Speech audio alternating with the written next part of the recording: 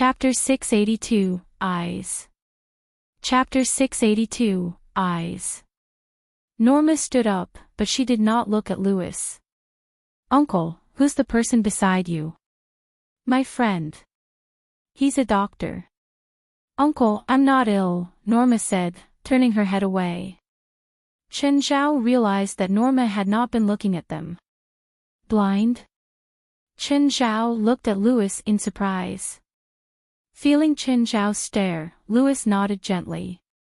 "Miss Norma, nice to meet you." "Hello, sir, thank you for coming here, but I don't need a doctor." It was clear that Norma was well educated. Chen Zhao realized that Norma's eyes were abnormal. A normal person's pupils are surrounded by the iris sphincter muscle and the iris dilator muscle. The pupil is the dark hole at the center of the eye. The iris sphincter muscle is a circular muscle around the pupil whose function is to narrow the pupil. On the other hand, the iris dilator muscle runs radially to the pupil and can enlarge the pupil. However, Chen Zhao did not notice any sphincter or dilator muscles in Norma's eyes. Her eyes looked like green gems. That was probably why she was blind. "Norma, stop being stubborn."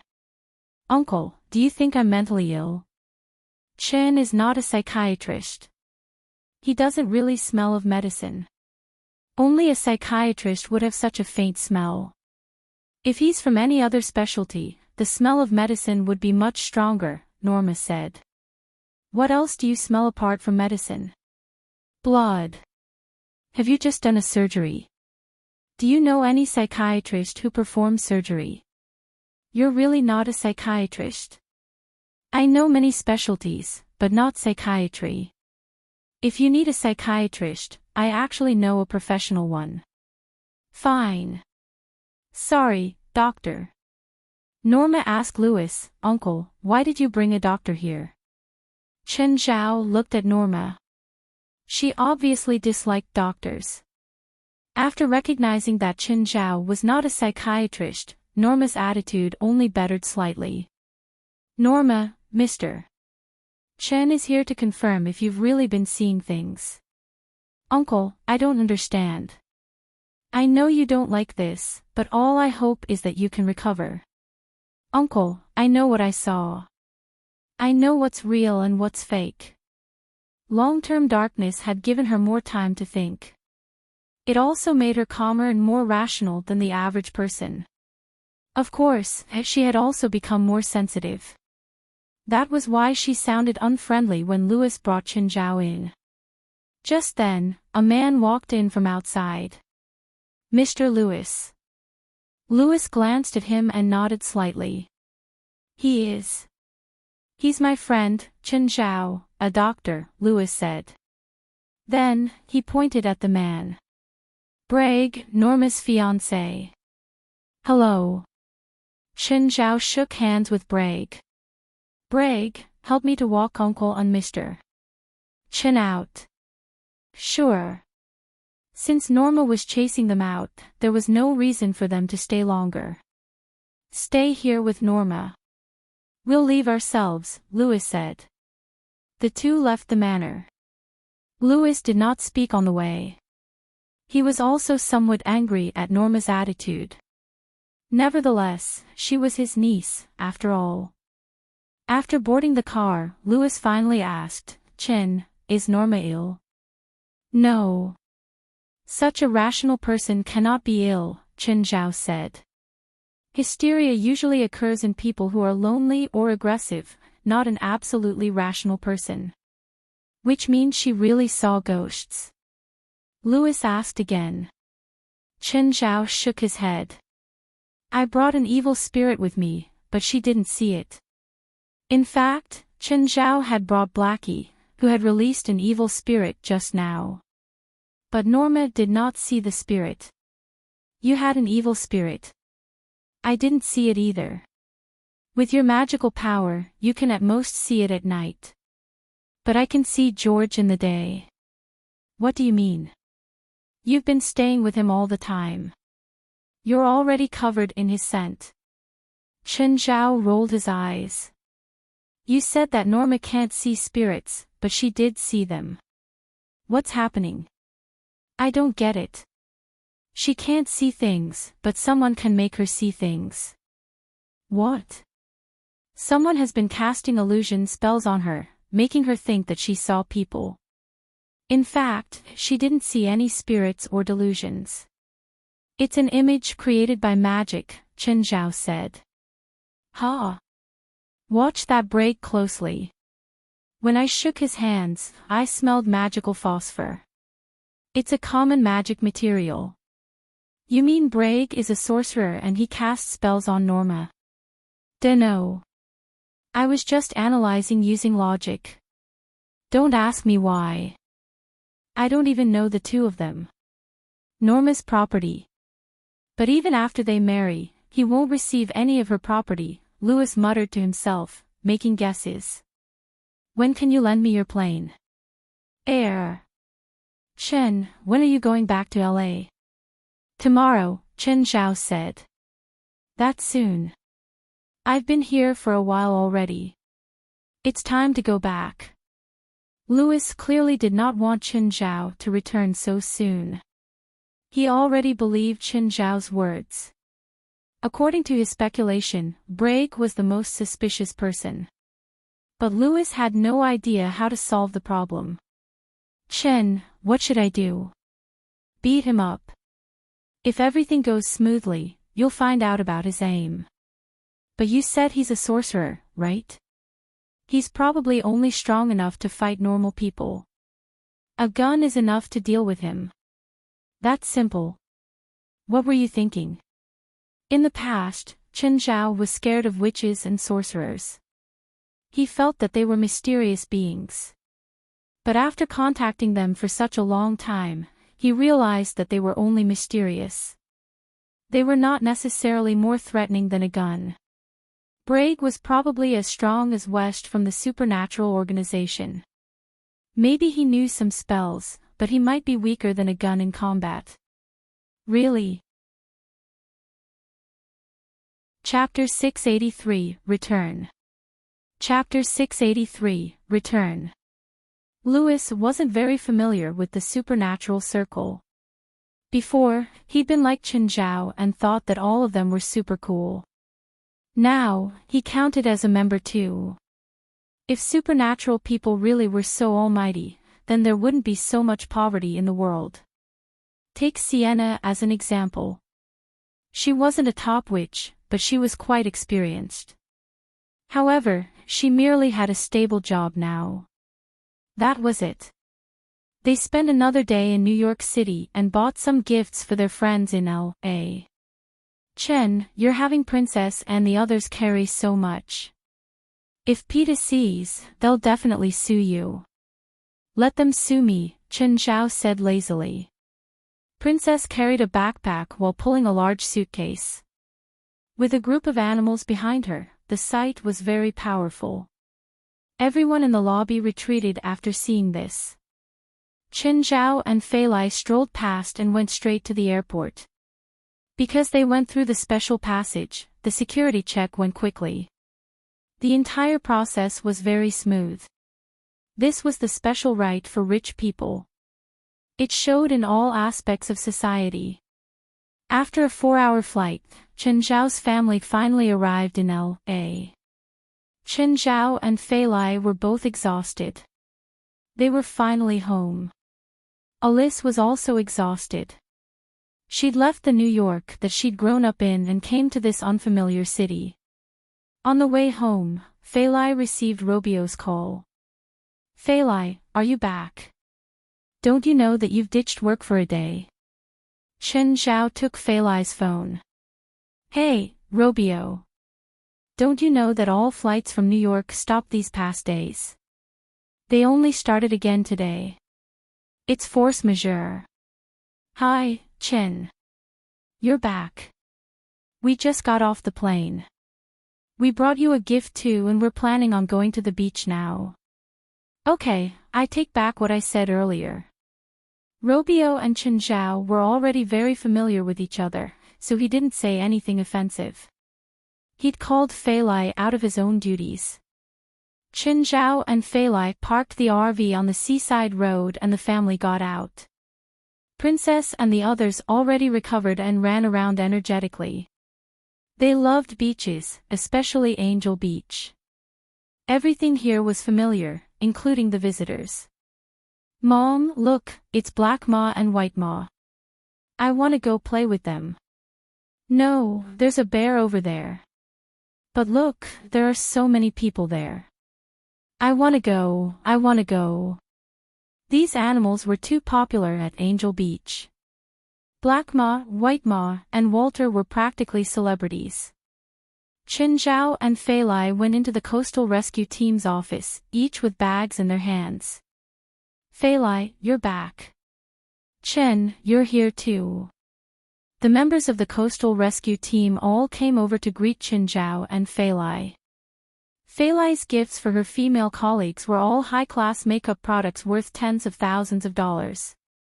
The colleagues accepted the gifts with complicated feelings, both hating and loving Fei Lai. Qin Zhao went into Robio's office and tossed a gift box onto the table. For you. Robio opened the box. It was a $10,000 watch.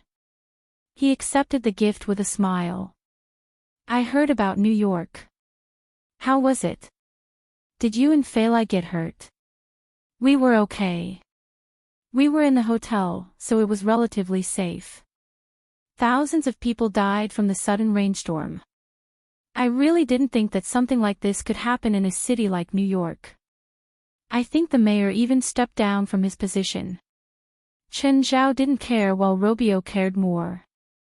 I saw in the news that a group of animals and a couple saved a bus of kids. Robio looked at him meaningfully. Fine, I don't get anything out of telling you about this. I know one of the kids, Robio said. I want to thank you for her and her parents. Qin Zhao was surprised. He didn't think that Robio would know one of the kids he'd saved. I think it was my best decision to let Fei Lai take a break. So, would you be faster at giving Fei Lai vacation next time? Don't even think about it. Fei Lai used up all her PTO for this year. She won't have any days off after this. Give the watch back to me. New York's rainstorm didn't only affect this one city. Even a city like L.A. in the Southwest had to readjust to avoid ending up like New York if something similar happened. After all, New York's rainstorm was a supernatural phenomenon. Fei Lai went to the beach, so she didn't plan on going home immediately. She put on her lifeguard clothing and started working. Qin Zhao stayed to chat with the other lifeguards. Offshore area, 150 meters, 2 kids fell in the water. Instantly, a few lifeguards in red uniforms ran out. Fei Lai quickly carried one kid to land. Qin Zhao stood in the office, gazing at Fei Lai. This was the job that Fei Lai did every day. This was also why Qin Zhao never stopped Fei Lai from coming to work. This was her attitude toward life. She had her own pursuit. Just like with doctors, they all started with a heart that wanted to save the world. Later, Qin Zhao changed slowly, becoming power-hungry, greedy, and realistic. But this didn't mean that he had to deny someone else's ideals. It was like someone who'd been molded by society laughing at someone else's naive dream. Just then, a young man walked over to Fei Lai. Hello, miss. How may I help you? She turned toward him, thinking that he needed help. Miss, are you interested in acting in a movie? The man looked at Fei Lai with greed and desire. She was an exquisite woman who was healthy and filled with spirit. I can help you get into many movies and become a big star. The man reached out to pat Fei Lai's shoulder. But she dodged him and stared with furrowed brows. Sorry, I'm not interested. Miss, perhaps you don't know me, but I'm sure you won't reject this card. The man took out a black card. I'm not interested in either you or your card. Chapter 684, Wealth. Chapter 684, Wealth. It was not the first time Feilai was harassed like this. There were all kinds of tourists on the beach. Nobody could guarantee that everyone was upright. Miss, my father is the second largest shareholder of PLM Film. With your look, I can definitely turn you into a superstar. Tony stared at Feilai, his eyes glowing. Of course, his words could only deceive an inexperienced woman. Even his father could not ensure that someone would become a star. Every year, there were always a dozen blockbusters, half of which had newcomers as their leads. But only a handful would become famous. Nevertheless, Tony's trick had been very successful. In LA, 90% of women had the dream of becoming a star. He believed that the woman before him would take the bait easily, like those in the past. Sorry, not interested. Feilai turned to leave. Wait, Tony grabbed Feilai's shoulder. Immediately, Feilai was enraged. She bent Tony's wrist, turned around, and kicked his face. Fucking by *ch. I'm gonna kill you. I'll send you into the dirtiest brothel and make sure you get AIDS. Feilai was probably even stronger than the male lifeguards here. Her combo broke Tony's wrist and fractured his nose. Fuck you. Feilai gave him the middle finger. Tony collapsed on the ground and screamed wildly, spitting out a few teeth in the meantime. Feilai had injured him greatly.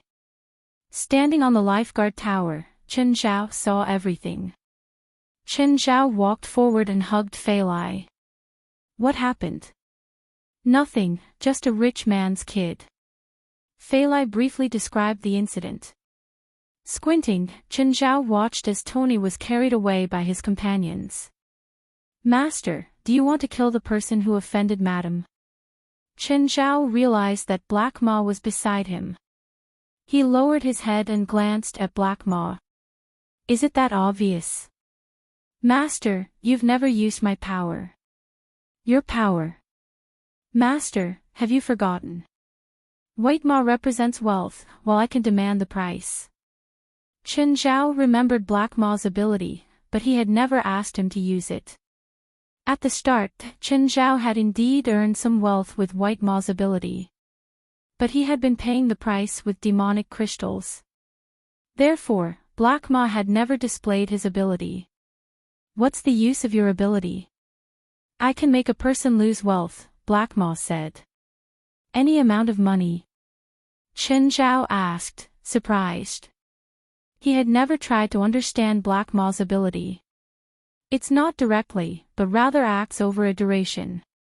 The person's wealth doesn't actually disappear. White Ma will give it to someone else. Chen Zhao raised his eyebrows.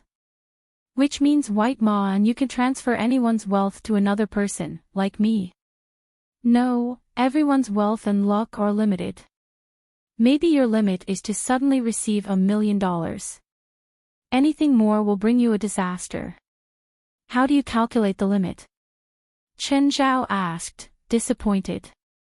About 10% of your current wealth. If you receive anything more, you will encounter sudden misfortune, like tripping over. If it's a lot more, you might encounter bigger problems, even losing your friends and relatives. Chen Zhao shivered. Black Ma's ability was too dangerous. It would hurt both his enemy and himself. Forget it. Let's take revenge in another way. Master, we can transfer the wealth to someone who's rich enough, or a few people. Don't you know a lot of rich people? Chen Zhao had an idea. You mean anyone who's at least 10 times as rich as him can take his wealth without risk, right? The less the wealth received, the safer it is. 10% is a safety line, but you can spread it out more. Can you use this ability indefinitely? We can always transfer wealth, but you cannot keep accepting wealth. Why? The first wealth you receive with this method is the purest. After that, your personal wealth will be intertwined with this wealth. The more wealth you receive in this way, the more things you will lose. Is there no way to avoid it? Nope, even White Ma and I cannot avoid it. Is the first time perfectly safe? As long as there are enough people and they are rich enough, they will be able to take the windfall. Although the possibility of getting rich with their abilities was gone, it was good to have a bonanza anyway. Let's try it out on him. On their way back in the evening, Chen Zhao kept silent. On the other hand, Fei Lai was not affected by the incident in the day. It was not the first time, and would not be the last. Chen, are you still mad at what happened? No. Chen Zhao shook his head with a smile. Alice was sitting in the back seat, pretending to be transparent. She watched as Chen Zhao and Fei Lai displayed their affections toward each other. When they reached home, Alice was still shocked by their house. The mansion leaned against Mirror Lake like an unreal piece of artwork. Mirror Lake was like an azure gem. Even the breeze was filled with a sweet scent. Of course, Chen Zhao would not keep a third wheel at home. When he was free, he would send Alice to the Supernatural Organization HQ. Just as they reached home, they had a guest. However, it was an uninvited guest. Talus alighted from his car. He thought that the woman who had injured his son was from an ordinary family. It surprised him that she lived in such a luxurious house. Who are you? Chen Zhao and Fei Lai walked out of the house. Talus continued to enjoy the scenery before him, as though he did not see them. Who is Fei Lai Johnson? The lawyer beside Talus asked. Me. Why? You're involved in personal injury for severely injuring a victim. I'm here to give you the demand letter. Fei Lai's face paled. Chen Zhao hugged her shoulder and then took the letter. After glancing through it, he rolled it into a ball and threw it at the lawyer's face. You. Demand letter only. Why don't you send me a summons? Also, have I allowed you to enter my territory? Chen Zhao sneered. Just then, Talus turned to look at Chen Zhao. Young man, don't be that impulsive. That won't be good for you. Chapter 685, Trouble Comes Knocking, Framing. Chapter 685, Trouble Comes Knocking, Framing. And who are you? I'm the father. Talus looked at Chen Zhao and said, Your woman hurt my son. You should find out why your son got hit. I know my son, Talus said. I know he's a good boy. Perhaps he did something wrong earlier, but I don't think the woman beside you should have been so violent. You should be glad your son is still alive or that I wasn't there at the time. That is not a wise answer. You are creating a strong enemy, Talus said. I can make you lose everything you have right now. Your house will have a new owner and your woman will lay in someone else's arms. Chen Zhao scoffed.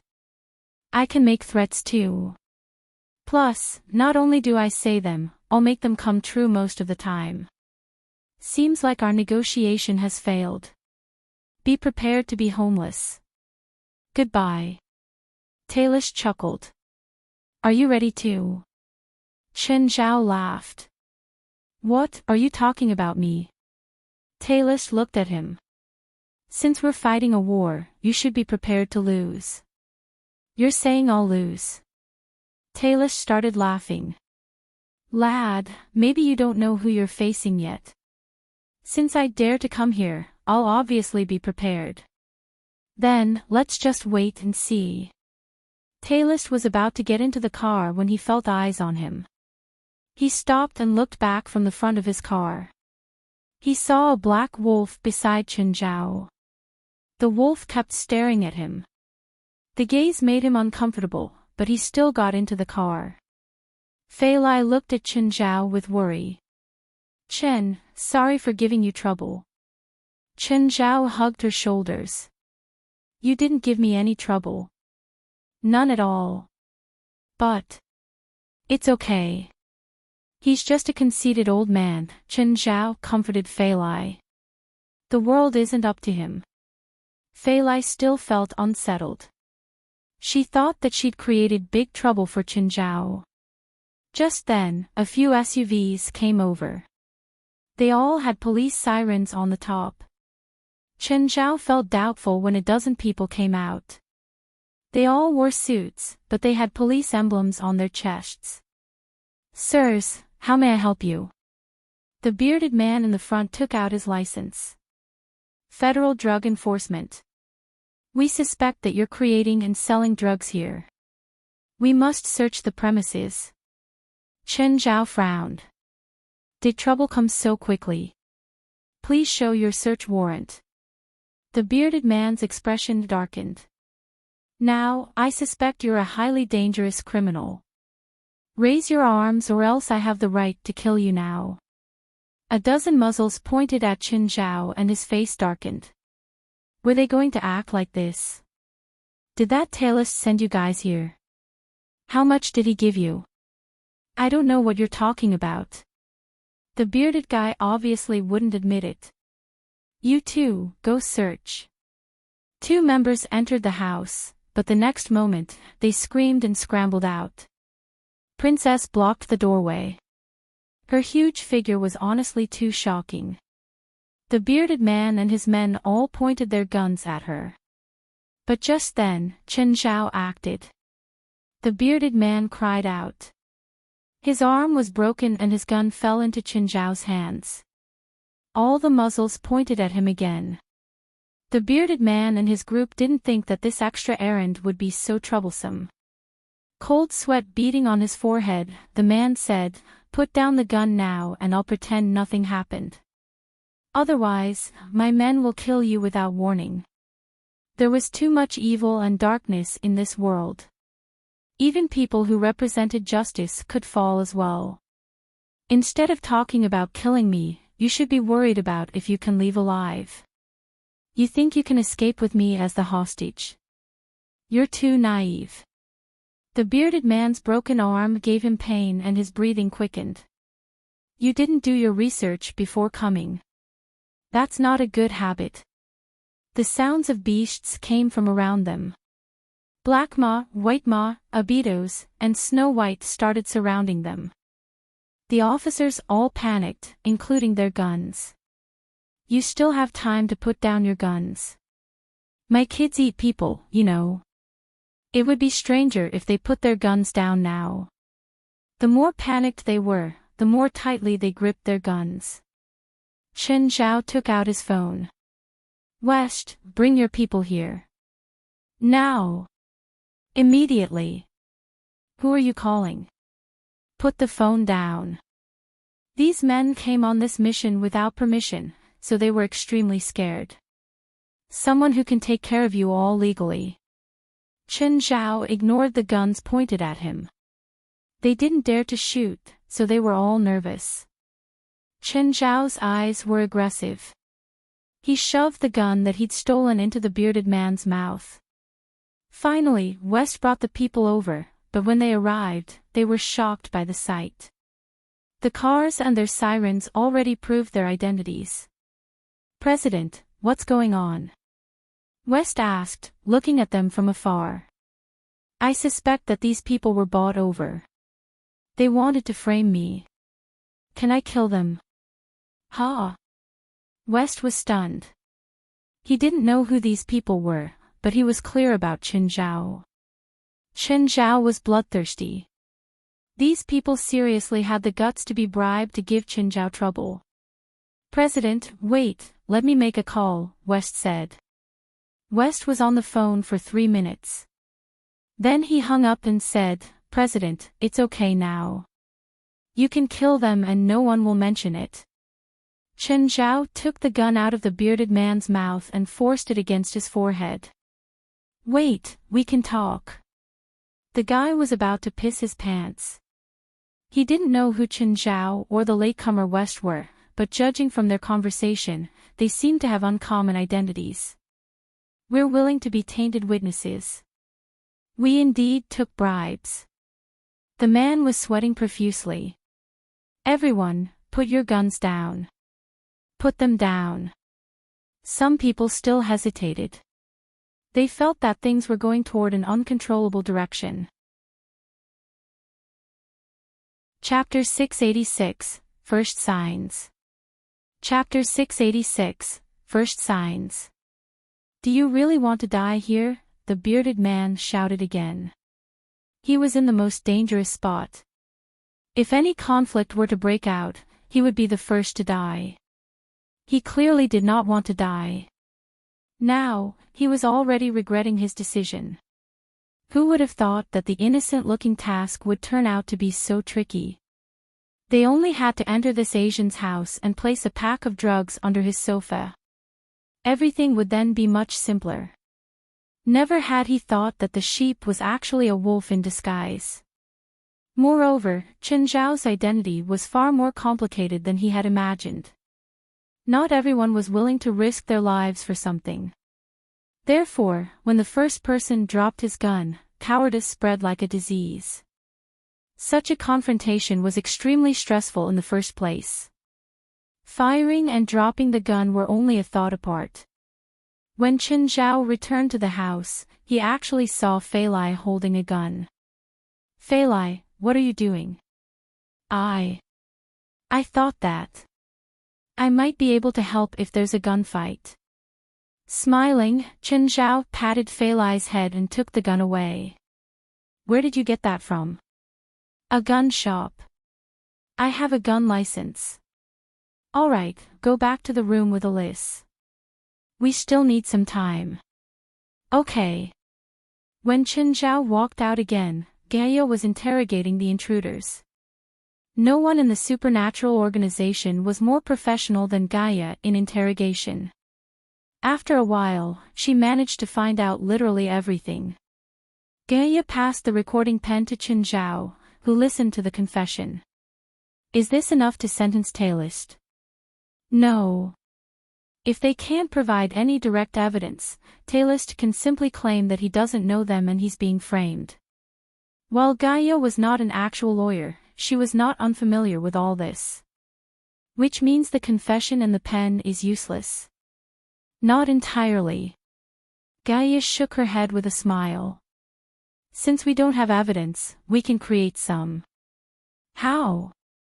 Chen Zhao asked, puzzled. Gaia lifted the bearded man before Chen Zhao. Then, she took the man's phone and threw it before him. Call Tailist and tell him that it's done. Ask him for money. Tailist's phone rang and he picked it up. Hey, is everything completed? Yes, Mr. Tailist. I put 10 kilograms of drugs under his sofa.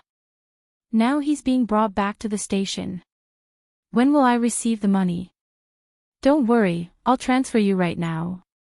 After hanging up, Tailist said to his assistant, transfer $500,000 to this account. Sir, all the bank cards I have been cancelled. I can't make a transfer. Why? Tailist had kept a few anonymous credit cards with his assistant for unspeakable transactions. Mr. Tony has been using those accounts. He has been spending a lot and not paying in time, so all the accounts are now frozen or restricted, the assistant said. I just received the news today. What a bastard. Tailist knew what his son was like. He had actually caused all the cards to be frozen. Tailist gritted his teeth, but he had to pay the money. Take this card. Sir, this card has your name on it.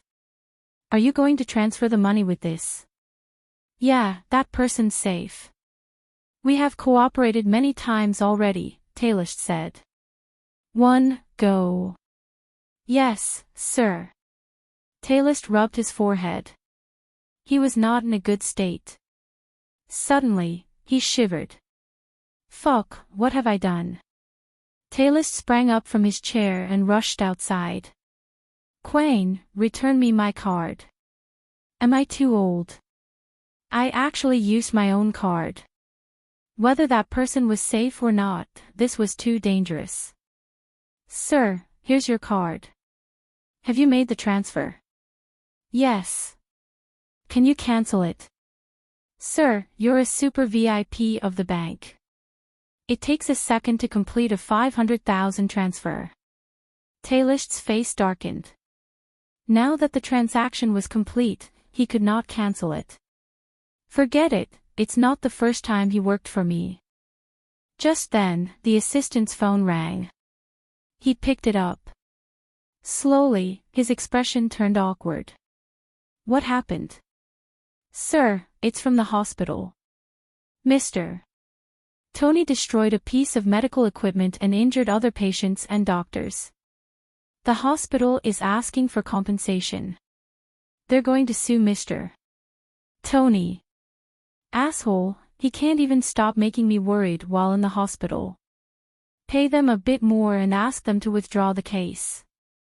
Sir, the hospital is asking for compensation of $12 million. What? Taylor's jaw dropped, his face filled with disbelief. What exactly did he do? He charged into the observation room and smashed an expensive machine. Fuck. Why do I have such a son? Ready the car, I'm going to the hospital. Taylor stomped the ground in anger. It was 12 million.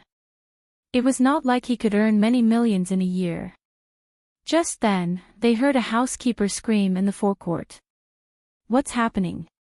A housekeeper ran toward them. Sir, the garage is on fire. What? Why? It's Mr. Tony's car. He had some flammables in the trunk. They exploded and caused the fire. Taylor almost collapsed on the ground. Go and extinguish the fire, now. There were over 20 cars in the garage, including his favorite one. It was a custom-made car from Rolls-Royce. That car alone was almost as expensive as the others combined. If all the cars were destroyed, he would lose 60 million, or even more. The housekeepers could not go near the garage at all. They had no choice but to call the fire truck. However, the fire truck could not enter the garage due to the narrow path in the manor. Finally, under the stares of dozens of people, the garage and the cars were turned to scraps. Fuck. Why doesn't that asshole die? Taylor was drowning in pain. Suddenly, a car drove in from outside and a few people alighted. Mr. Taylor, we are from the FBI. This is an arrest warrant. You're suspected of contract killing, frame-up, and attempted murder. We're arresting you. Chapter 687, Brewing. Chapter 687, Brewing. Mr. Taylor, the situation is really bad now. The police has important evidence, including the transfer record, audio recording, and tainted witnesses. Taylor's personal lawyer looked at him. What? What's going on? The accuser is an Asian man. He called the cops and requested compensation of $1 million. Chen Zhao's face popped up in Taylor's mind. Mr. Taylor, I need to ask you some questions now. Only you and I know about this conversation. No third person will know. Did you send those people or not? Taylor's eyes flickered. He hesitated and still couldn't give a straight answer. Mr. Taylor, this affects the final result in court, the lawyer said. After a pause, Taylor nodded. Yes. What exactly did you do? They're from the drug squad and they'd worked with me many times before. I had them go to the Asian's house and put a bag of drugs there. If the Asian fought back, they could shoot him directly. Okay, I understand. The lawyer thought for a moment and nodded. The evidence is really bad for you now, Mr. Taylor. You should get ready to settle this outside court before it starts discussions or the procuratorate gets involved. Taylor's expression grew even uglier and he clenched his fists. There's no other way. If you can help me win this lawsuit, I can pay you even more money. Don't make me surrender to that Asian. They have the most direct evidence. If the evidence is revealed. Taylor's expression changed. If the evidence was revealed, then his company's shares would be affected drastically. Those shareholders would devour him. Help me contact that Asian right now. We can settle it. As long as he cancels the accusation, I can pay him double the amount of money. What if he refuses to compromise? Find someone to take him out. Taylist said through clenched teeth. No. Kill the people beside him first. I remember he has a pretty girl. Find some people to go and take a video. Neither Taylist nor the lawyer realized there was a poisonous snake curled up in the shadows of the room. Kate, I have an audio recording and a video here. Can you find a TV channel to broadcast it? Ha! You finally decided to uncover supernatural powers? Chen Zhao rolled his eyes. He knew that Kate was interested in the supernatural world. However, Kate was concerned about Chen Zhao and she didn't have any evidence, so she never mentioned it. It's not supernatural stuff, but I'm sure you'll be interested. Chen Zhao sent the audio and video to Kate. When she got it, she opened the folder to see some audio recordings and videos. David walked over, putting a hand on Kate's back. Kate, it's so late. Why aren't you sleeping? Huh, Chen sent you a file. Fuck, he's secretly sending you stuff. Does he like you? Kate elbowed David's crotch. You asshole, do you know what you're saying? He's your friend. Fine, I'm just kidding. Kate opened the video. It was Taylor's conversation with the lawyer.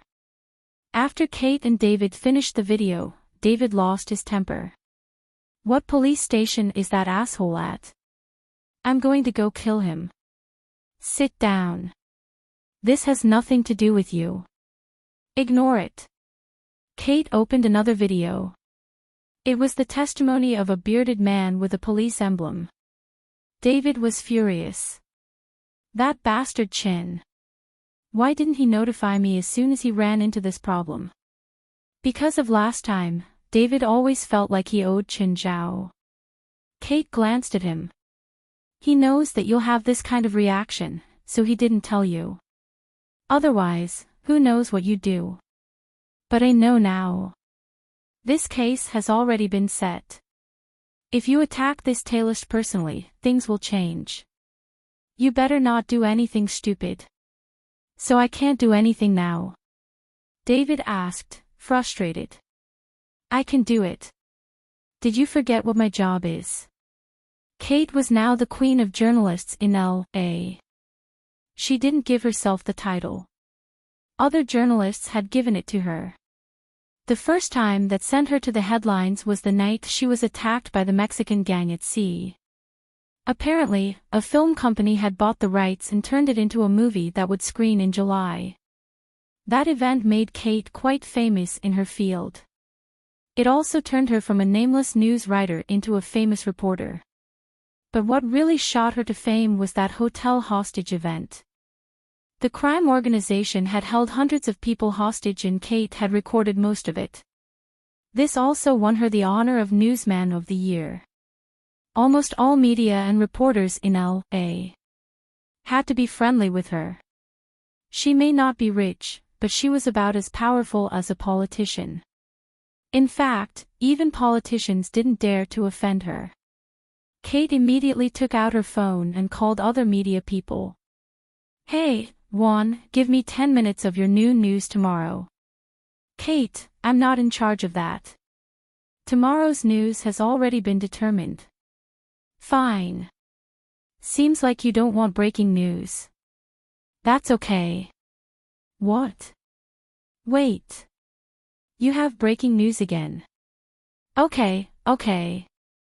I'll let the producer know. After arranging with the TV channel, Kate called a friend at another channel. 1, 2, 3. She also called Times, her old employer. Even though she wasn't the news editor anymore, her word was probably more powerful than the editor. In addition to the set paper every day, the Times would also print extra if there was breaking news. When Kate called the executive, he agreed quickly. Thousands of bombs exploding at the same time was incomparable to all of them exploding at the same time. While Kate was preparing, Chen Zhao was also carrying out his plan. "Johnny, come to my house tomorrow afternoon. Come no matter what else you have going on." "Can you tell me why?" Wine tasting. Chapter 688. Then, Chen Zhao informed Del, Rasfa, Steven, and Zola. These 5 were the richest people Chen Zhao knew in Los Angeles. They were also the people he could invite the most.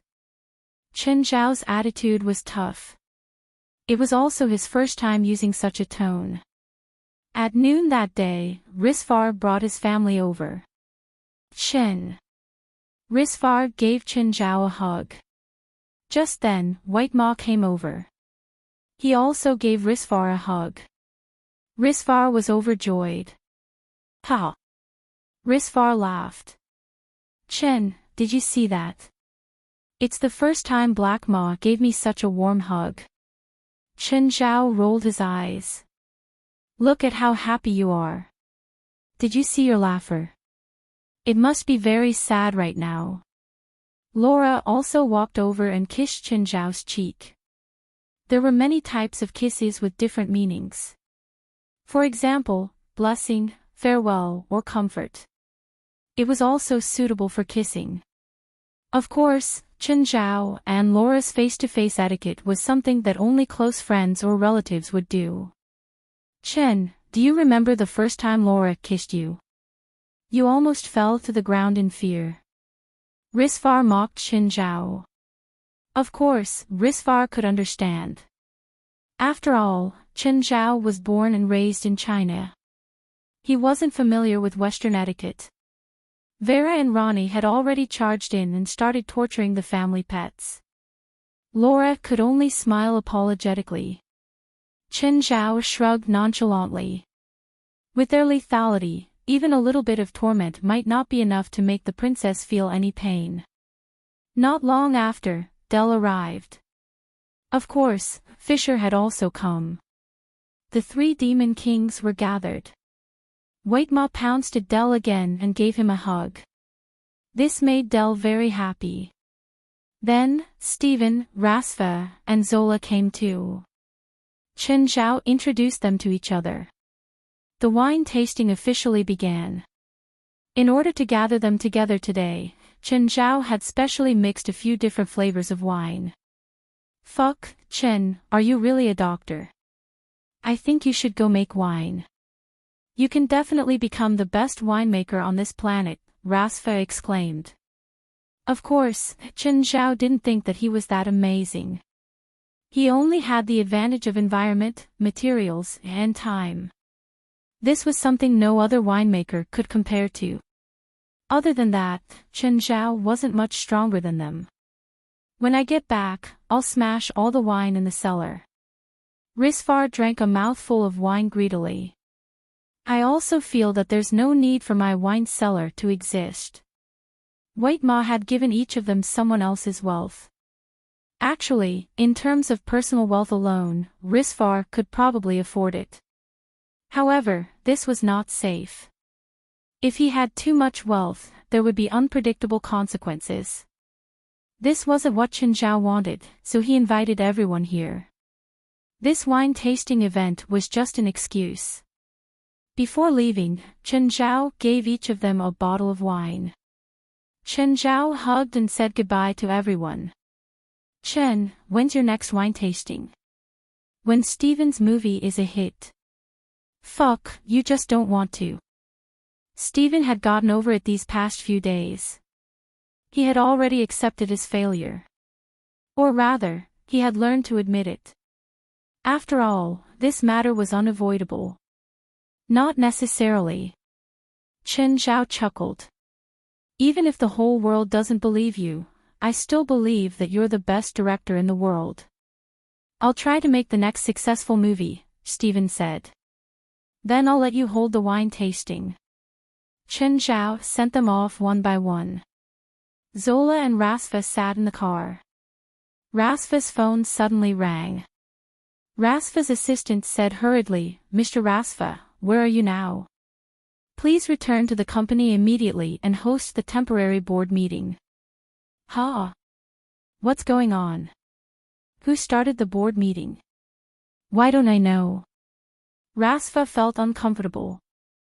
After all, he was the biggest shareholder of PLM.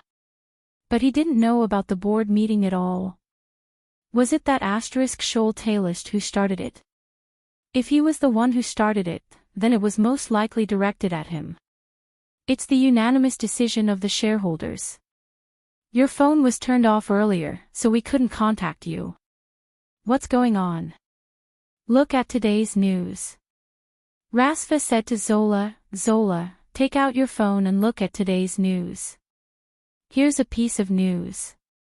According to reliable sources, PLM's second biggest shareholder, Tailist, is suspected of murder for hire, malicious framing, and attempted murder. He's currently in police custody and his bail is as high as $150 million. Both Rasfa and Zola were shocked. Shock was written all over their faces. Tailist was Rasfa's biggest enemy in PLM. The two had been fighting openly and secretly for decades. "This is a video," the host continued. "It's been verified by experts. It hasn't been edited or modified." The conversation between Tailist and the lawyer, as well as their conversation, was recorded. Rasfa and Zola kept watching the video. Then the second video came. It was a bearded man's confession. The same thought popped up in both of their minds. Tailist was done for. Dad, who exactly did Tailist offend? In this video, Tailist said that his enemy is an Asian. It can't be Chin, right? Rasfa said uncertainly. "I'll go investigate right now," Zola said. "I'll go to the company for a board meeting first," Rasfa said. "What if it's really Chin? Of course we'll be on Chen's side." "Of course." "No," Zola said. "Both of us owe Chin so many favors. Shouldn't we do it better?" "That's right," Chin said. "What do you want to do?" "If Tailist wants to get out, he'll have to pay a sky-high bail. He definitely doesn't have that much cash right now, so he'll have to gather cash." "What does he have to do?" "Sell his shares." "Yes. We'll think of a way to lower the company's stock price. Then we'll use this incident to make the stock price fluctuate for a short period of time. Then we'll buy Tailist's shares." Rasfa chuckled. Zola was indeed his daughter. "That's not all. After he's bailed out, we'll create public opinion and force him to flee America." Chapter 689. Chen, I just saw the news. Don't worry. I'll get revenge for you. Risvar had just seen the news. Johnny, I don't need your help. You saw it too. I can do it myself. If you told me this beforehand, I could send him to the gallows, Risvar said. Now, I can only make him go bankrupt. What are you going to do? Chen Zhao was surprised. Was this Black Maw and White Maw's ability? It's simple. I've investigated his businesses. There are a few large companies. I just need to buy his companies and mess up the accounts. Then, I can sue him for fraud and ask for compensation. Risvar made it sound very simple, as though it was a piece of cake for him. However, Chen Zhao felt that it wasn't simple at all. Chen Zhao couldn't understand the games of the rich at all. Of course, we'll split the profits, Risvar said. Just treat it as that bastard's compensation to you and Fei Lai. Johnny, I don't want a single cent, Chen Zhao said. What's yours is yours, Chen Zhao said. I just want him to go bankrupt. I don't need anything else. After Stephen left Chen Zhao's house, he went straight to his studio. Although he admitted defeat verbally, he still hoped to try harder. Not for anything else, but for what Chen Zhao had said to him. Even if the whole world doesn't believe you, I still believe that you're the most outstanding director in the world. To Stephen, this sentence was a huge morale booster. Just then, Stephen's phone rang. "Stephen, did you know? Your friend seems to be in trouble," Halifa Oliver said into the phone. "My friend? You mean Chin? What trouble is he in?" "He seems to have solved it himself," Halifa Oliver said. Halifa Oliver said, "It's PLM's second largest shareholder and publicity director, Taylisht. He sent Taylisht to prison. To be honest, I admire your little friend. He actually has direct evidence. If Taylisht is sent to court this time, he might be locked up for 10 years. What exactly happened?" "It's like this." Halifa told him what she knew. Most of it was from the news, but she also did some research on her own. Therefore, they knew more than ordinary people. A murderous look appeared on Stephen's face. However, after the anger, he felt discouraged. Because he found himself unable to do anything. "Oliver, I need you to help me." "Oh? How do you want me to help you?" "A few years ago, I heard that Taylisht was doing some illegal business. If you have channels, help me investigate it. And then, I want Taylisht to spend the rest of his life picking soap in prison." "You and that Chinese guy are just friends, right?" "No, we're not ordinary friends." "Then why should I help you?" "If you help me this time, I can promise you one thing." "Any condition?" "Yes, I will agree to any condition as long as I can do it." "That's what you said." Fuck. Fuck. Fuck, how did this happen? How did this happen? Taylisht was furious. He pointed at the lawyer. "Was it you? Was it you? Mr. Taylisht, now that I've lost my law license, do you think I have to let go of your millions of dollars and let myself fall into a maelstrom? I'm just here to inform you that I'm no longer your lawyer. I don't need you. Fuck off, fuck off." Taylisht roared, unable to contain his anger. "Taylisht, I've worked for you for so many years. I think it's best for you to plead guilty now and get the forgiveness of the jury and the victim to reduce your sentence. I won't listen to you. I won't go to prison." Taylisht's face was hideous. "Fuck off, far away. I'm a billionaire." The lawyer shook his head and did not say anything else. Although his lawyer's license had been revoked, as a bystander, he could see things more clearly than in the past. This incident was like a whirlpool that kept pulling Taylisht into the abyss. However, as an insider, Taylisht was like a drowning person. He kept struggling, seizing every opportunity to escape the whirlpool. In reality, the more he struggled, the deeper he would sink. Until he was beyond redemption. The entire Hollywood, no, the entire United States was shocked. That was because this incident was simply too vile. Everyone in America was scolding Taylisht. There were even people in Los Angeles who asked for Taylisht to be severely punished.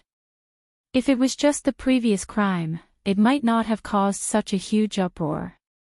What really pushed Taylisht into the abyss was the video of his conversation with the lawyer.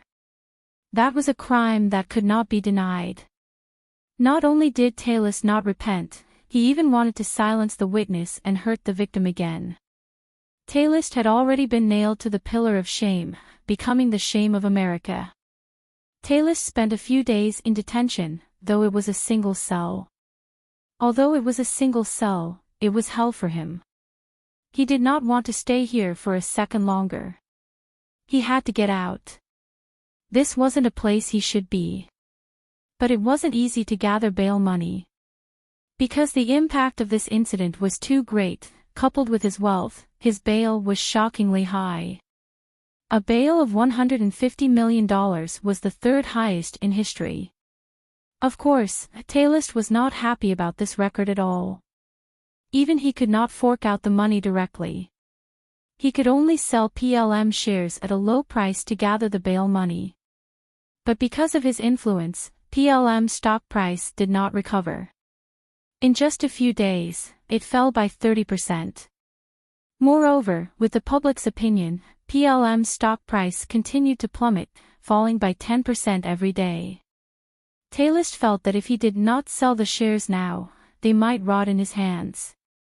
In the past, there was no way Talist wouldn't be able to tell that something was wrong. But now, Talist had lost his mind long ago. He just wanted to get out of the detention center as soon as possible. He did not want to sleep on a bed harder than a rock or eat food more disgusting than pig's feed. Chapter 690. The Big Six in Hollywood, like PLM, had a very solid structure and foundation. It was rare for the share price to fluctuate greatly. If a super blockbuster was released and became a hit, the share price wouldn't rise more than 5%. Of course, 5% was considered a huge fluctuation in the stock market. It was almost impossible for a shareholder's scandal to cause the share price to plummet by more than 50%. Anyone with a discerning eye could see that someone was manipulating things from behind the scenes. But Talist, who was usually a smart person, seemed to be possessed at the moment. He actually didn't see the problem. Someone was clearly taking advantage of the situation, but he didn't realize it. As the second largest shareholder of PLM, Talist owned 15% of the company's shares. As the biggest shareholder, Rasfa only held 24% of the shares. The shareholder structure of a company like PLM was very complicated. There could be more than 100 shareholders. Those with more than 1% of the shares were considered major shareholders and had the right to attend shareholder meetings. PLM's market value used to be $12 billion, but the share price fell by 50% in just a few days. At this rate, the wealth of all PLM's shareholders would disappear by $6 billion. Talist told his assistant to sell all the shares. Keeping them would only cause the share price to fall even more. Rasfa finally made a move and bought all Talist's shares. At the same time, he established his identity as the largest shareholder of PLM. $900 million was transferred into Talist's bank account. Talist also signed the share transfer contract in the detention center.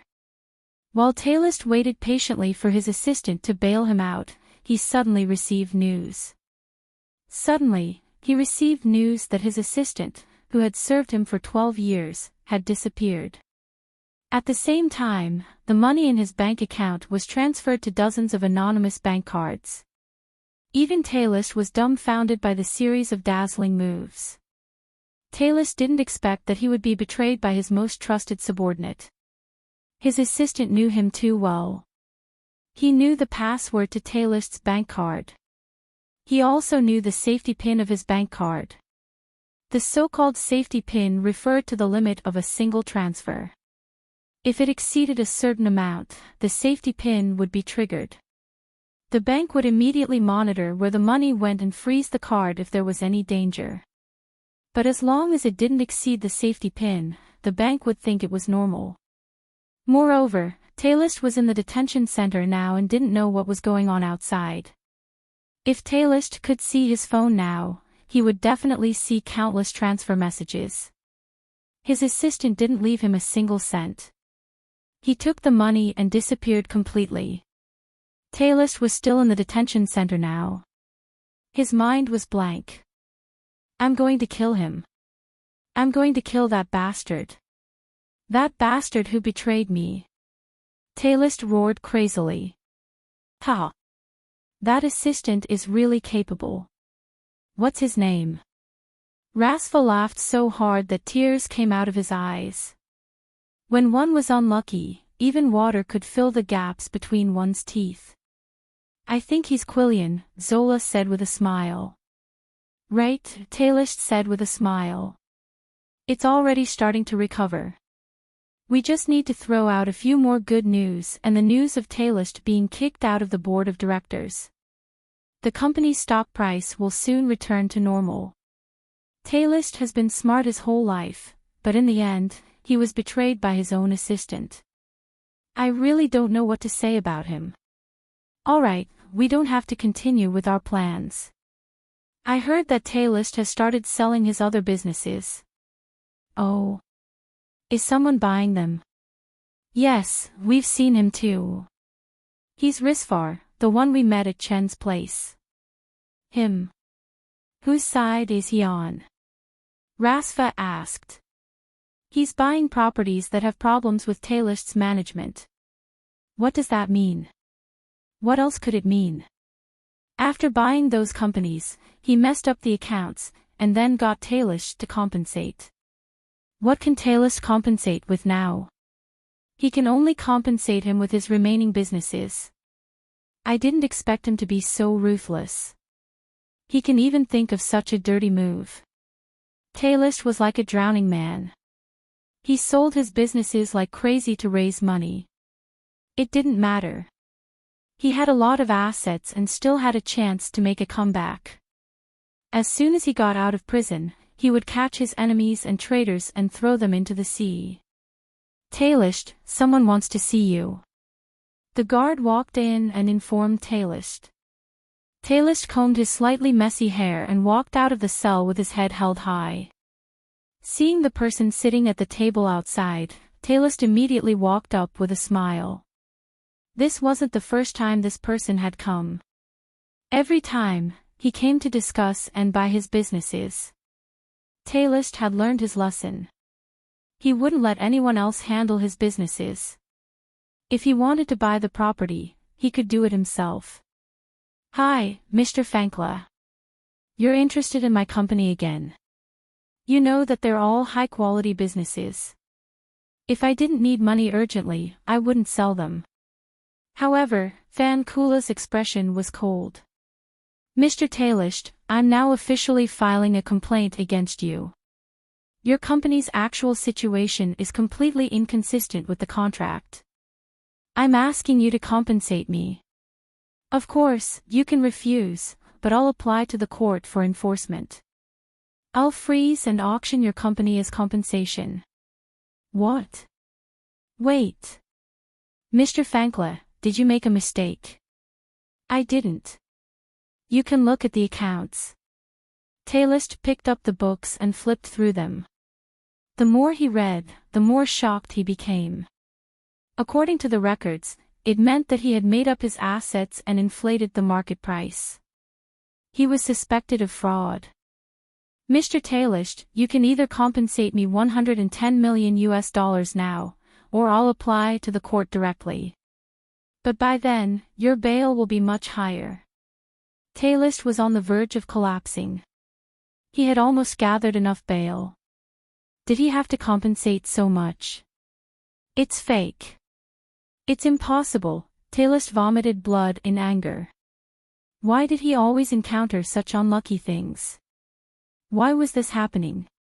It was as if the whole world was against him. Chapter 691.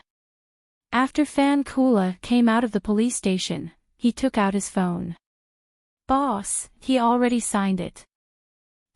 Investigate how many assets he has left. Boss, according to my investigation, he and his son have less than $1 million. That much? Risvar was surprised. Taylist had nearly $3 billion.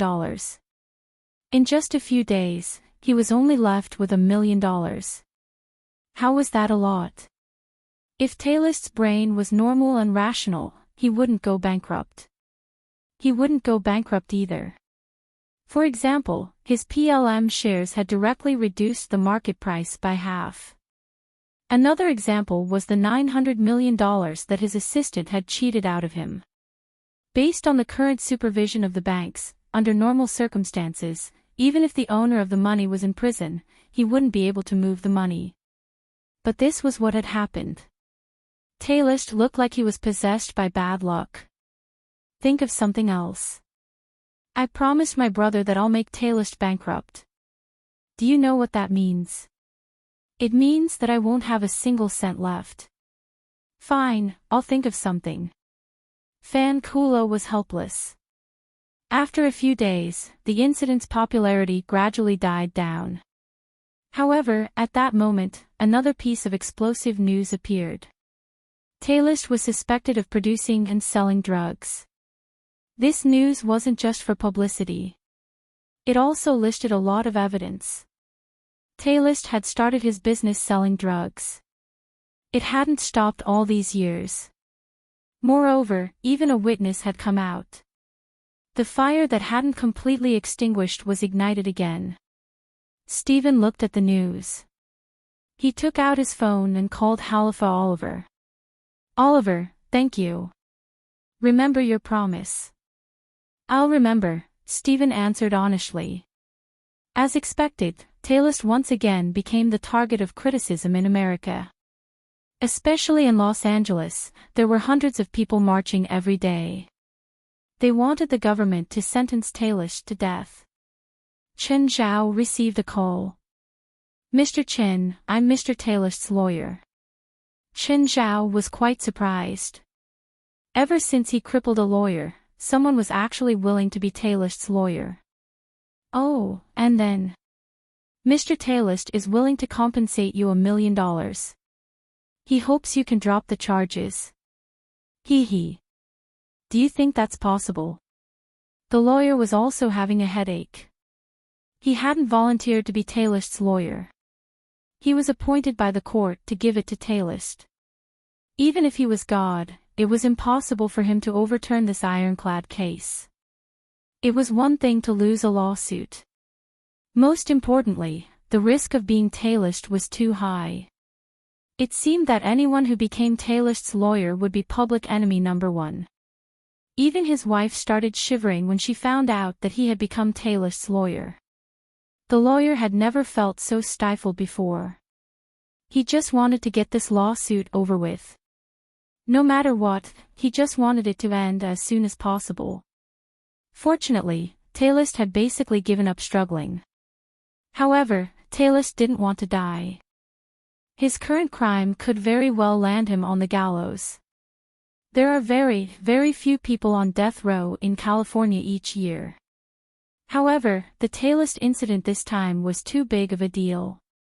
It seemed that the people were waiting for the judiciary to give them an explanation. It was very likely that he would get a share of the death penalty this year. In the United States, the process of a death penalty trial was extremely complicated. The whole process could take years. However, Taylist really didn't have the courage to gamble. He knew that he couldn't get out, but he still didn't want to die.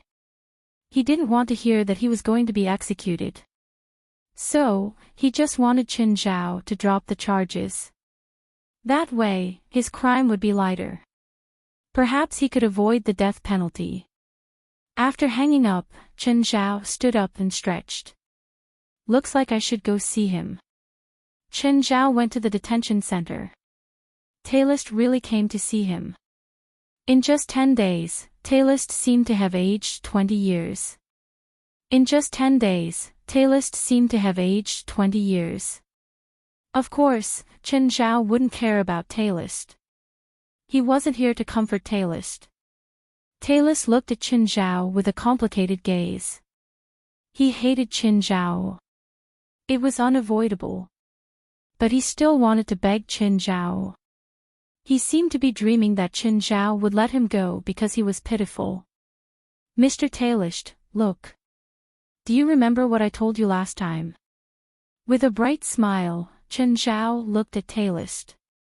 As long as it's a war, it's possible to lose. Mr. Chen. You win. You see, I'm not young anymore. I don't want to fight with you anymore. Please, let me go this time. I promise. I will never appear in front of you again. Sorry, I can't agree. Why do you think I worked so hard?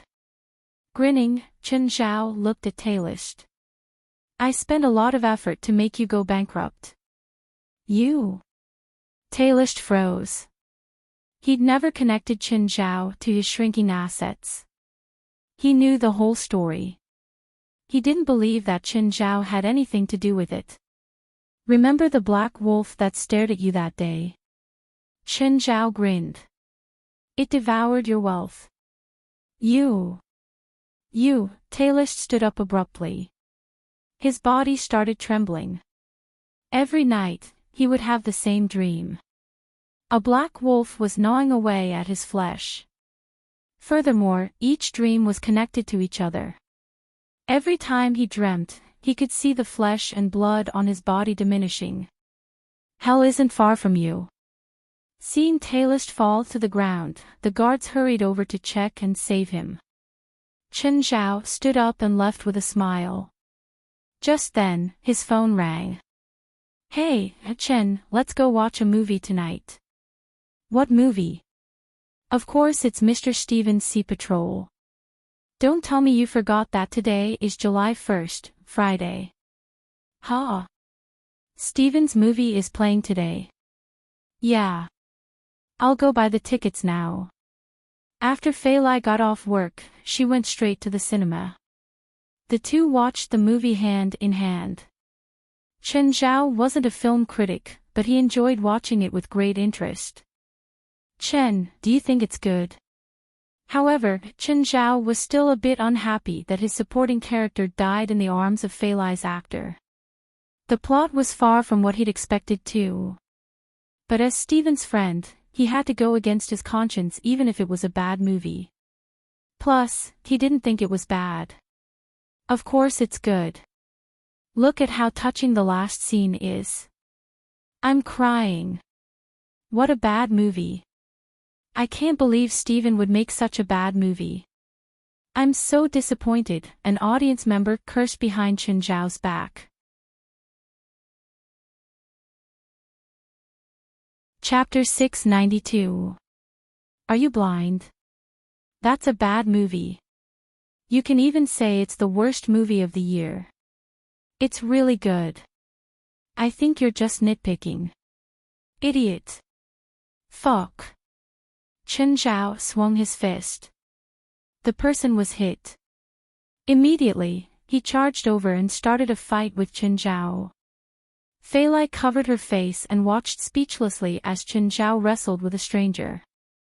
Then the theater called the police. Chen Zhao, Fei Lai, and the audience member were sent to the police station. Then Chen Zhao paid $100 and settled. Chen Zhao didn't say anything on the way. It was just embarrassing, really embarrassing. He'd gotten into a fight with a stranger for no reason. Even if you want to support Steven, you shouldn't do it like this. Fine. What else can I do? I'm going to book 10 shows tomorrow. Oh, right. I forgot. When they got home, Fei Lai saw that Chen Zhao still hadn't gone to sleep. Instead, he kept typing on his computer. What are you doing? I'm on Rotten Tomatoes. I saw someone bad-mouthing Steven's movie. Fei Lai didn't know whether to laugh or cry. She rarely saw Chen Zhao so serious about something. Time to sleep. Wait. I'm going to scold him until he cries. Fei Lai scooted over and saw Chen Zhao type a line. Kid, give me your address if you dare. I'll beat you to death. Chen, have the underlings watch Rotten Tomatoes for you. They have more people. It'll be more efficient than you alone. Oh, right. Chen Zhao immediately jumped off the bed with his computer. Chen Zhao called the underlings over. Keep an eye on it. If anyone says bad things about the movie, scold them back. Just then, Steven called. Chen, are you asleep? No. Steven, I watched your movie today. It's really good. I'm sure the box office will explode. Trust me. Steven smiled bitterly. Did you like it? Very, very much, Chen Zhao answered seriously. I'm going to watch it again tomorrow. No need. I'll give you the source file. You can watch it as many times as you want. Steven sent the file to Qinzhao. Generally speaking, if the source files of a movie were to be leaked, it would greatly affect the box office. No matter how close they were, it was impossible for them to send the source files to each other. But Steven had obviously given up. Of course, he also believed that Qinzhao wouldn't give the source files to others. This was his trust in Qinzhao. Qinzhao was speechless. Then, Steven hung up. Qinzhao glanced at the underlings beside him. Watch the movie and find the essence of it. That way, your cursing back will be more realistic. After midnight, Steven still didn't leave the studio. Steven hadn't left the office all day. Steven rubbed his forehead. Yu Wenhui's eyes flickered as she approached Steven. Mr. Steven, the box office for Friday is out. How much is the box office? Yu Wenhui was speechless for a long time. Tell me, I can handle it. I've already mentally prepared myself. 45 million US dollars for the first game and 8 million US dollars for Friday. Steven's heart sank, even though he was mentally prepared. However, this number was still lower than he had imagined. So low. Are you sure? No, I've already verified it 3 times, Yu Wenhui answered. What's the rating on Rotten Tomatoes? Rotten Tomatoes only has a 5 rating. Okay, I got it. It's late. You can go back now. Steven's voice was very low. Steven felt all his strength leave him. When Yu Wenhui left the office, she heard the sound of something being smashed. That voice made her tremble with fear. Why is it like this? Why is it like this? Steven vented his anger on the computer, the bookshelf, the mug. Everything became the target of his anger. After more than 10 minutes, Steven finally got tired and stopped. Then he started to tidy up the messy office. Steven is a man of strong self-esteem. One could say that he was someone who cared about his face. No matter how heavy his heart was, he wouldn't let others see it. Steven squatted down and picked up the broken pieces on the floor. Just then, something slipped out of Steven's shirt pocket. Ding, huh? Steven remembered that it was the lucky coin Qinzhao had given him. Steven reached out to pick it up and accidentally touched the broken pieces.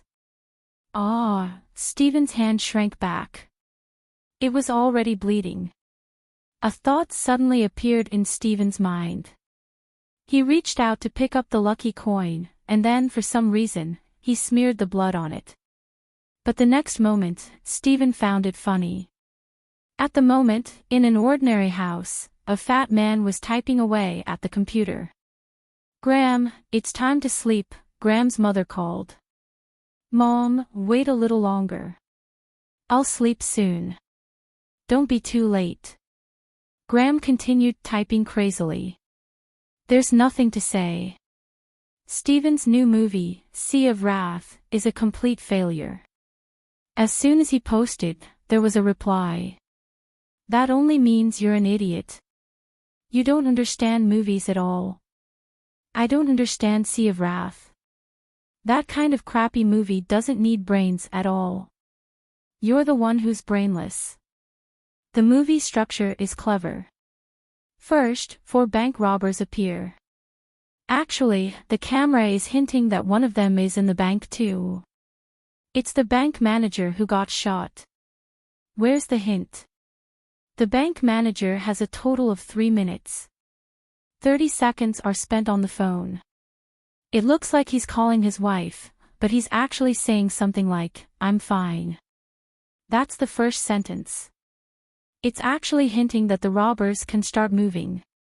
The second sentence is, I'll be home at 5. It's actually saying that there are 5 security guards in the bank, and Graham looked at the reply and started recalling the movie he'd watched today. Vaguely, it did seem to be like what the post said.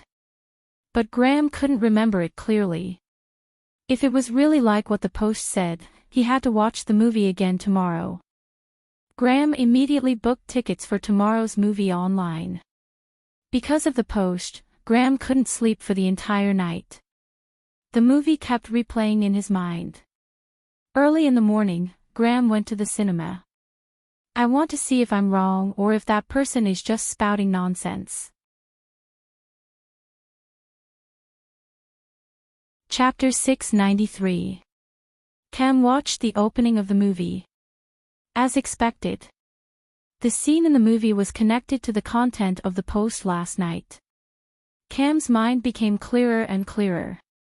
Oh my God, it was really like what the post said. It wasn't that the movie was bad. It was that he didn't understand the movie at all. Moreover, every detail of the movie was closely connected. Every scene, even every close-up, actually had a hidden meaning. However, after watching it again, Cam realized that there were still many things that he didn't understand. No, I have to watch it again. Cam watched it again, but he still didn't understand.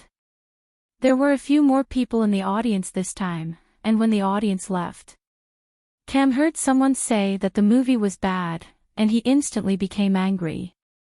You don't understand the movie at all. What? You said that I don't understand the movie. Don't you know that I'm a professional film critic? You're a film critic.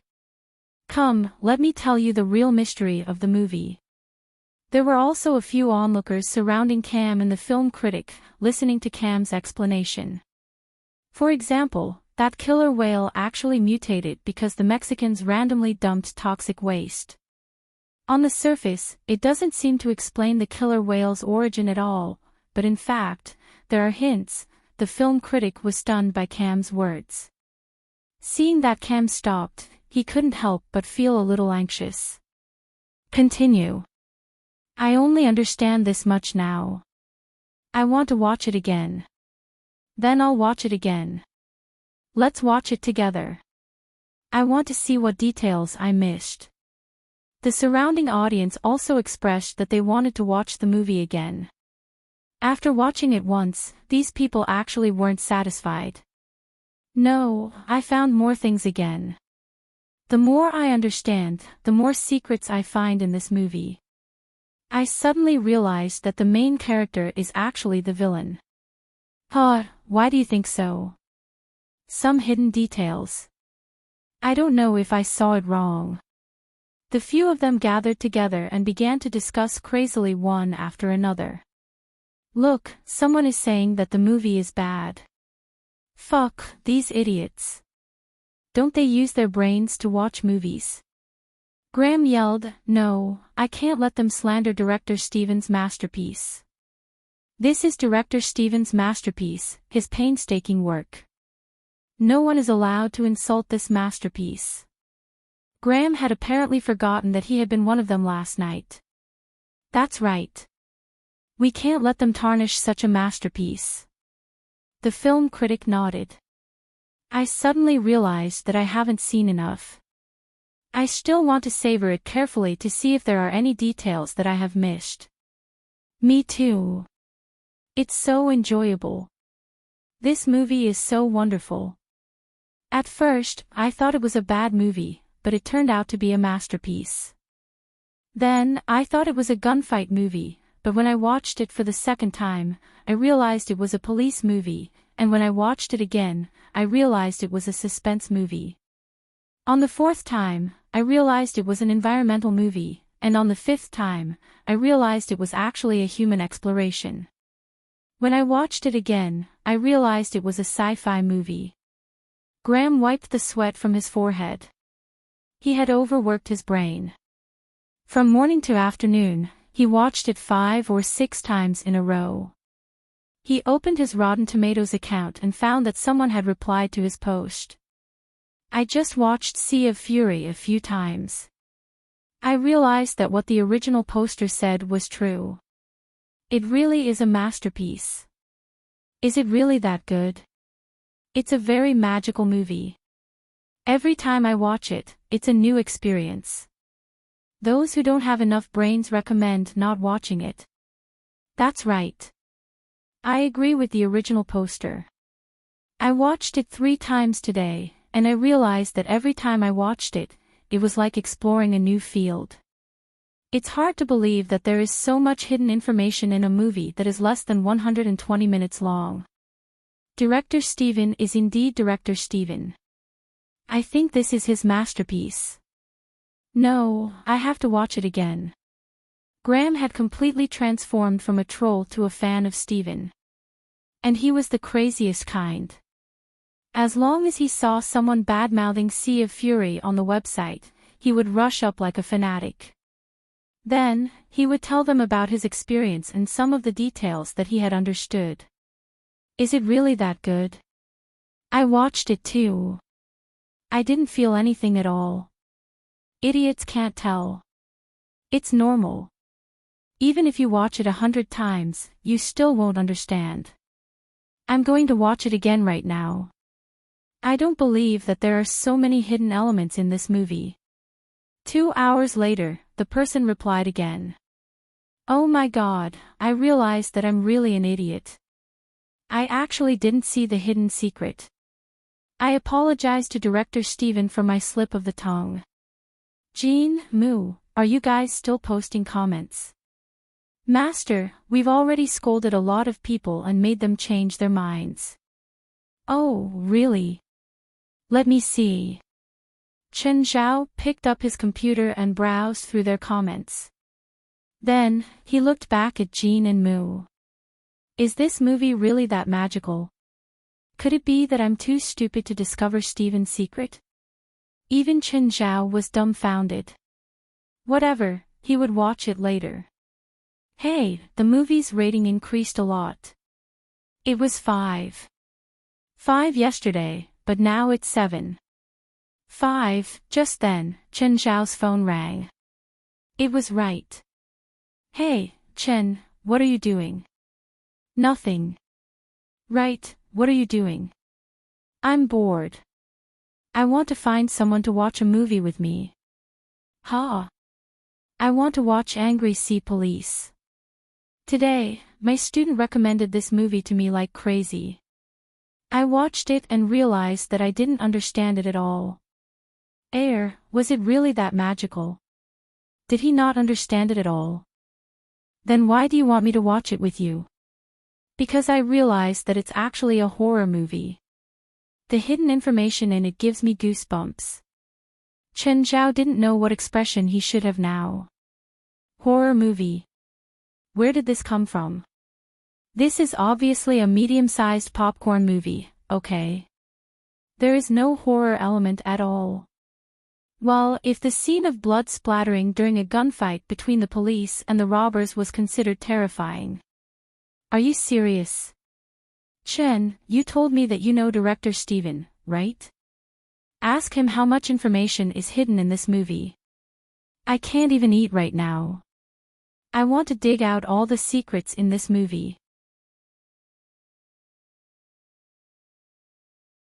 Chapter 694.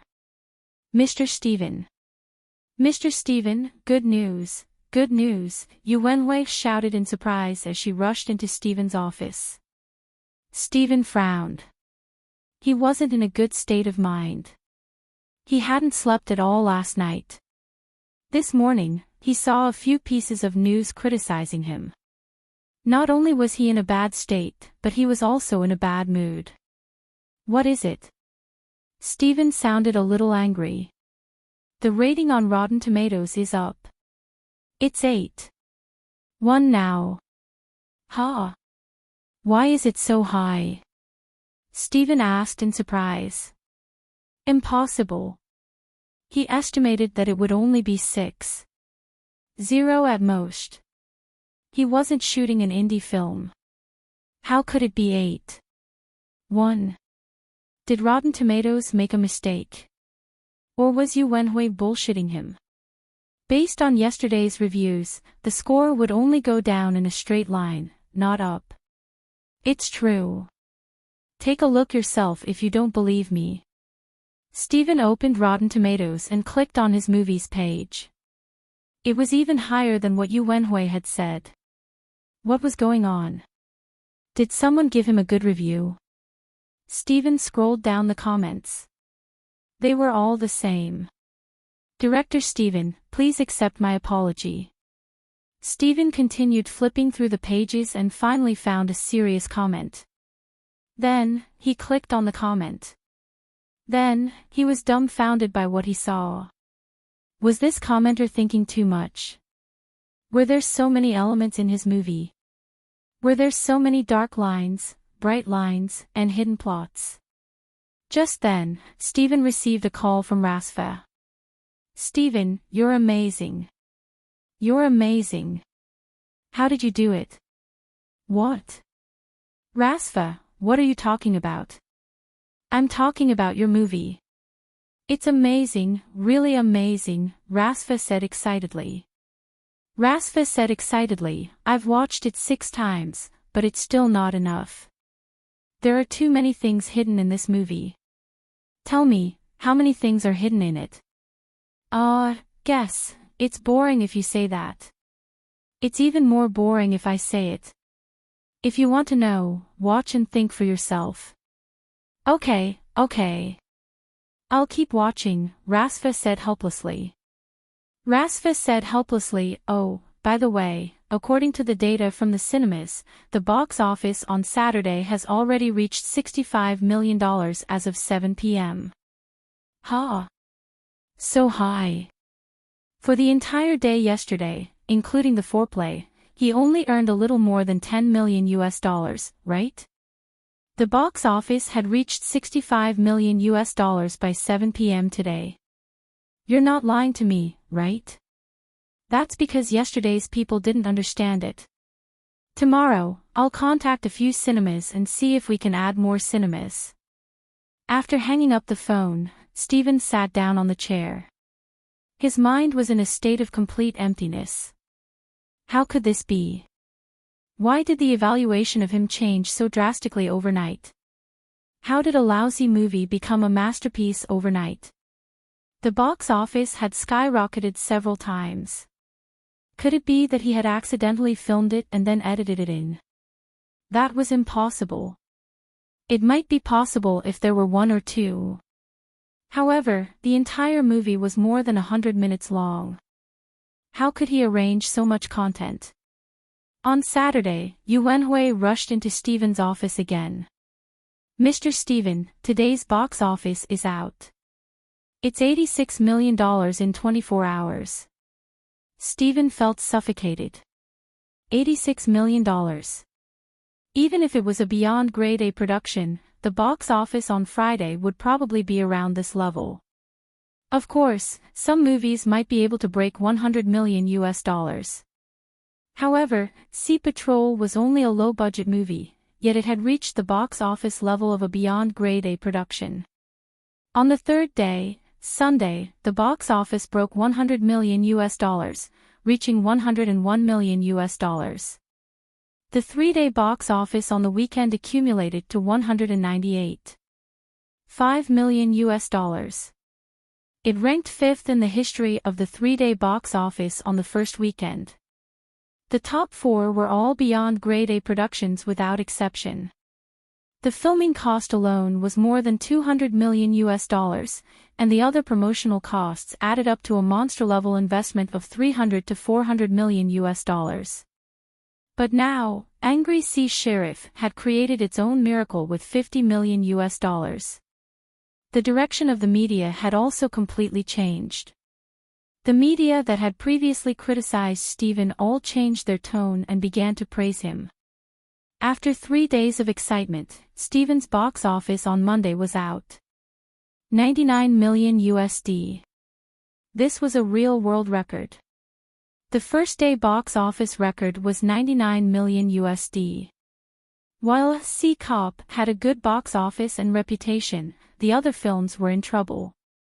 Who would have thought that Sea Patrol, which was supposed to be a flop, would reveal its sharp fangs without any warning? Like a monster, it began to rampage through the box office. It was completely out of the norm. Usually, the box office would be halved after the first day. However, Sea Patrol did not follow the norm at all. Everyone seemed to have foreseen the birth of a box office miracle. But now, Steven suddenly calmed down. While the outside world was full of praises for him, Steven was extremely calm. He knew what he had done. He also did not think that his movie could really take on so many praises. Steven kept playing with the gold coin in his hand. It was the lucky coin that Chen Zhao had given him. He had been thinking about this question. Everything seemed to have started from this gold coin. Maybe he had guessed wrong, or maybe it was just a beautiful coincidence. Mr. Steven, it's late. Yu Wenhui knocked on Steven's office door. You can go back first. Steven waved his hand. Then. I'll go first. Yu Wenhui closed the door. She knew that Steven had slept very little these days. The first night was because of the box office failure. The next few days were because of the explosion of the box office. He was so excited that he could not sleep. Steven sat in his office for more than an hour. He did not do anything. Finally, he picked up his phone. Hey, Chen, fuck, do you know what time it is? Sorry. If there's nothing else, I'll hang up. No, Chen. I used the coin. Oh, you only used it on Saturday. Steven was even more certain that it was really the coin's effect. Chen, can you tell me what happened? You're very strong, Chen Zhao answered, confused. What? I'm going to sleep. Fuck. If you hang up, I'll go to your house right now.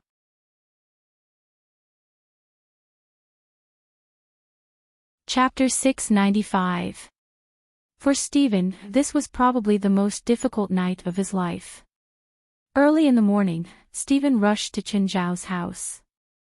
Hey, Steven, congratulations on your movie's success. Fei Lai saw Steven walk in. Chen's still sleeping. There's breakfast in the dining room. I think you need it.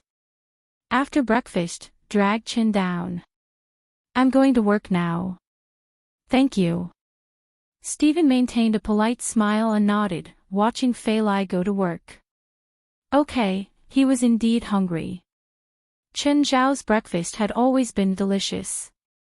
The couple's cooking had always been good. Both Chen Zhao and Fei Lai seemed to be able to enjoy themselves every time they came. Splash, fuck, Steven. I'm going to kill you. Steven tossed the bucket in his hand and turned to run. But Chen Zhao grabbed him and pulled him out of the balcony. Chen, wait, what are you doing? This is the 3rd floor. Chen Zhao didn't care. Hugging Steven, he jumped out. Chen, I'm sorry, wait, splash, Steven almost peed his pants. But when he entered the water, he could clearly feel Chen Zhao's palm protecting his head. He knew that Chen Zhao wouldn't really hurt him, but he was still furious. If he could beat Chen Zhao, he really wanted to push Chen Zhao into the water. Chen, tell me what happened, okay? I told you, Chen Zhao said calmly. It's all your hard work and a bit of luck. Before coming, Steven had already guessed that Chen Zhao wouldn't say anything. Or rather, he'd use such an ambiguous answer. It was as if he hadn't said anything. Chen, I won't hesitate if you have any requests in the future. What if I want you to change your sexual orientation? Fuck. Are you? Steven almost peed his pants. Chen Zhao gave him the middle finger. Steven continued, oh, you said you'd have a wine tasting after my movie's success. Wait until I brew some more. You guys drank it all last time. Fine, give me a number. I don't know. Depends on my mood. Are you going back on your word? Your movie has only been released for a few days.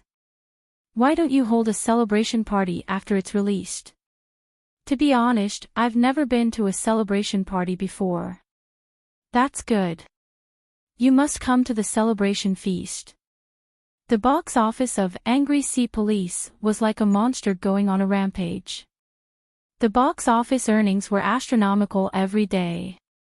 85 million on Tuesday, 73 million on Wednesday, and 69 million on Thursday.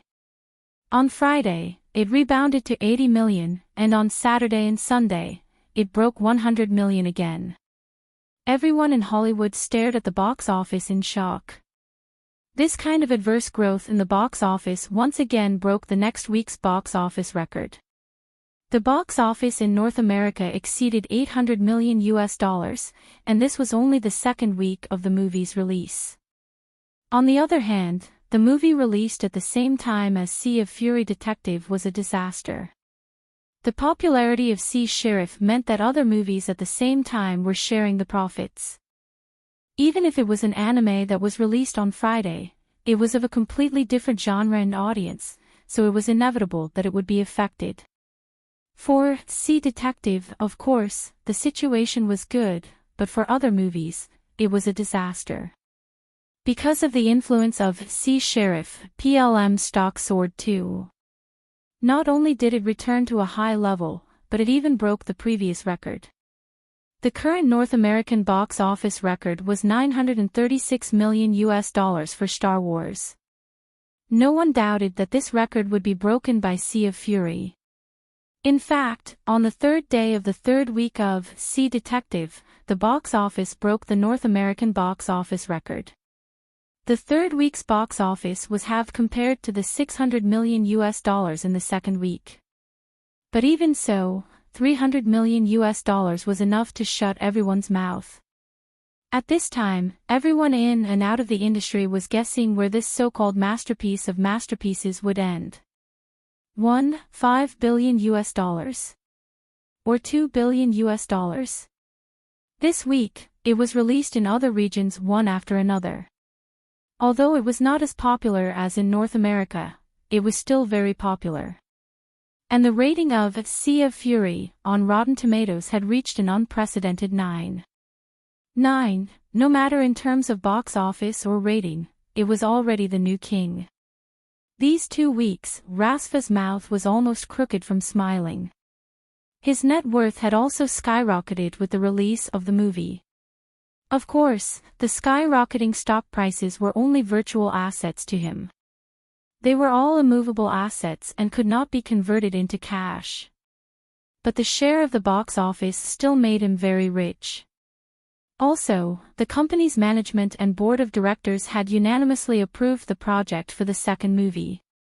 According to the normal share of the box office, the investment budget of $50 million would need about $150 million to recoup the cost. However, Steven's movie had exceeded their expectations by far. Even the company's opponents did not dare to talk about changing the director at this time. They even suggested that Steven could shoot the movie however he wanted. There was no upper limit to the budget, and the company would not interfere with the shooting and editing rights. Even the roles were up to Steven. Of course, Steven had to be careful now. He would not agree so quickly. The movie's release made Steven's career reach new heights again. Now, the 6 major film companies were all throwing olive branches to him. They were treated well, even better than PLM. Steven would not take on a movie casually.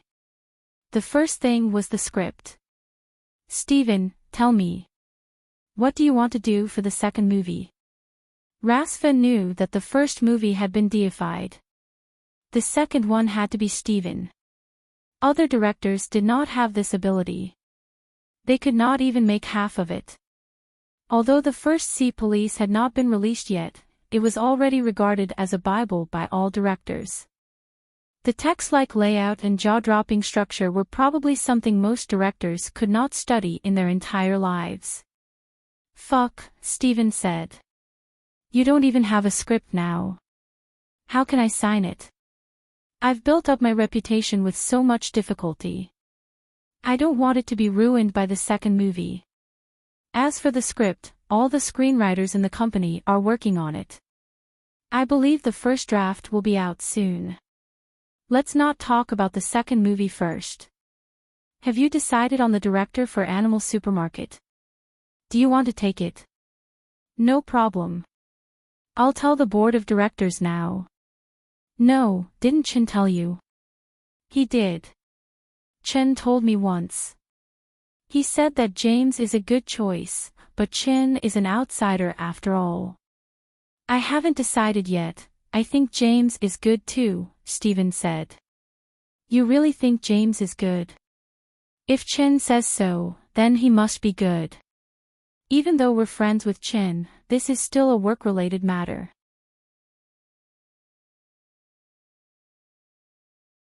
Chapter 696.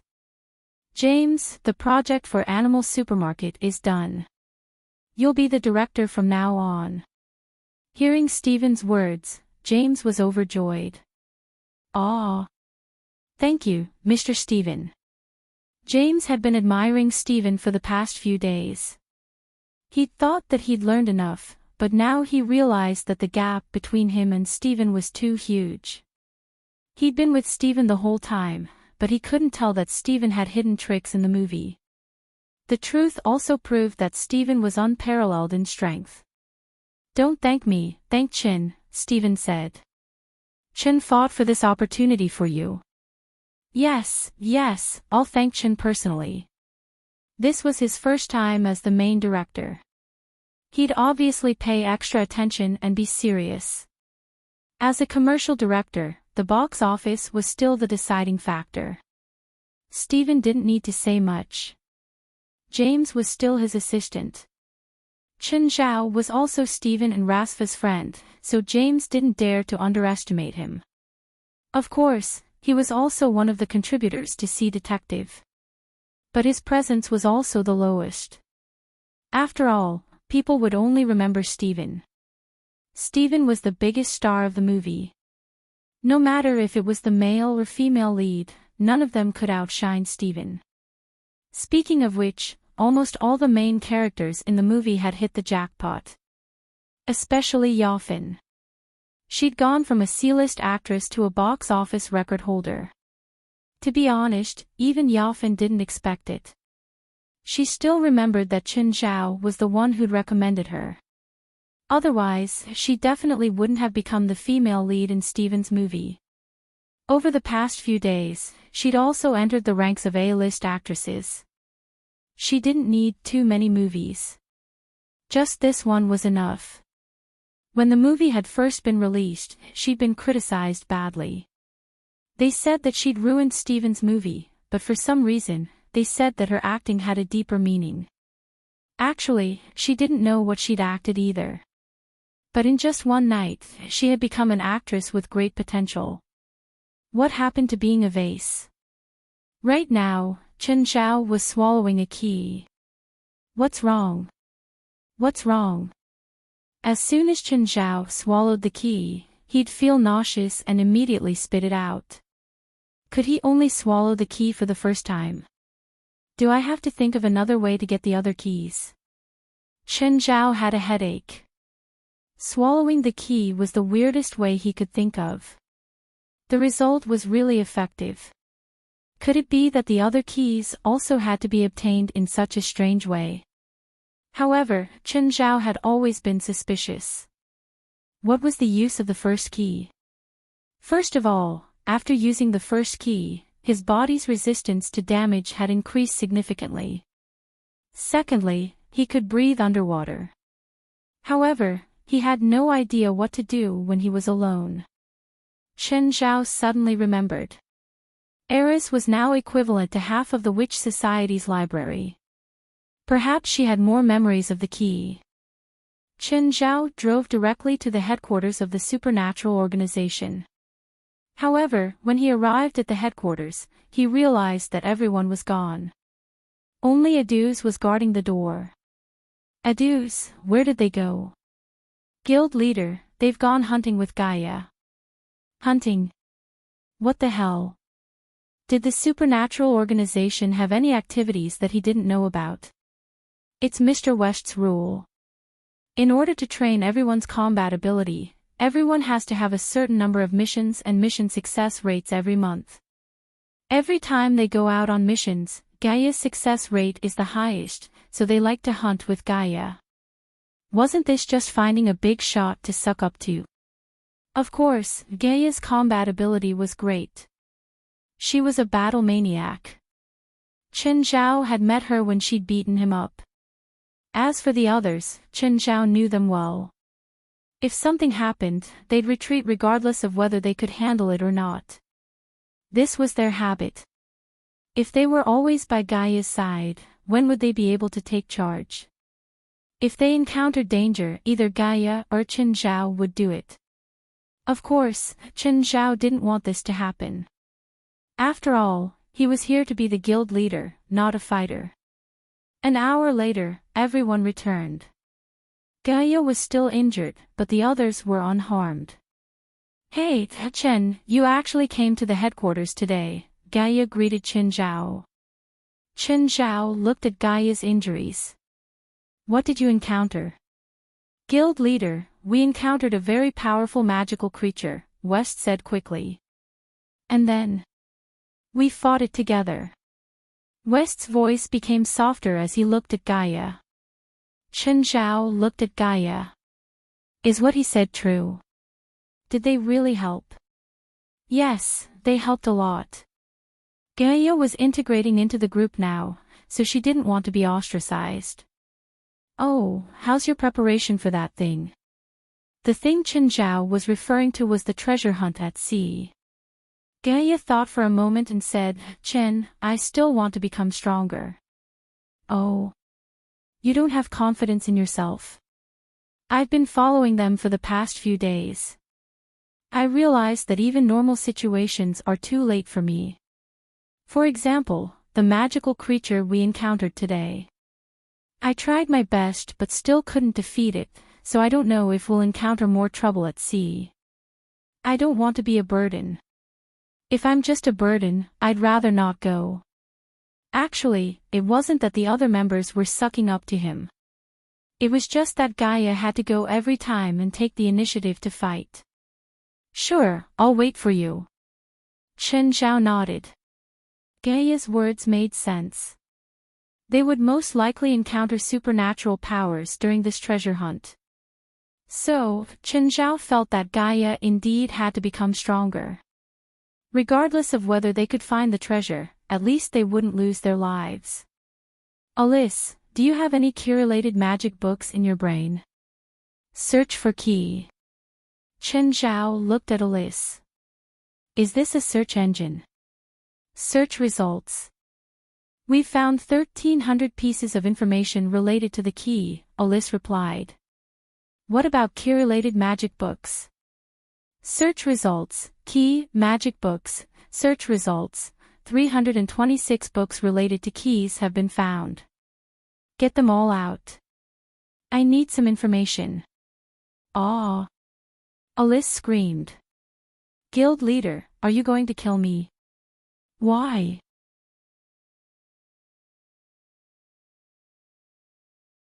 Chapter 697. Chen Zhao thought about it. I can't bear to. Wah. Alice cried sadly and hopelessly. Forget it, let's take it slow. Give me a book first. Alice cut off another lock of hair. Just like last time, she lit it before Chen Zhao. Then, a magic book appeared from the ashes. The members of the association had all seen Alice's spell. Alice was very weak in battle, but she was very important to the association. Chen Zhao looked at the small magic book with disdain. The more body parts Alice cut off, the more important the magic book would be. Most of the books couldn't be taken out now. If Alice had to summon a magic book, she might have to be sacrificed. Alice looked at Chen Zhao timidly and then covered her hair lovingly. She was afraid that Chen Zhao wouldn't be satisfied with the summon book and would cut off more of her hair. What are you looking at? Do I look like such a cruel person? Chen Zhao rolled his eyes. He took the magic book and waved his hand. Kneel down. As if she'd been pardoned, Alice retreated timidly. Chen Zhao flipped through the book and found records about the key. This magic book is a diary. Chen Zhao was very lucky. There was such a message in the magic book. Wei and I saw Amy again. She stole my golden key. She also figured out how to use it before me. She started to change. She could sense more elements. Her adaptability to the environment became abnormally strong.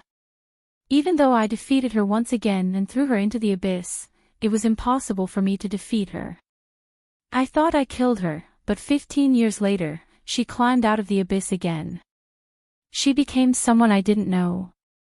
Her eyes were blind, but her sense of smell and hearing became extremely sharp. She found me. I don't know how she survived in that dark abyss.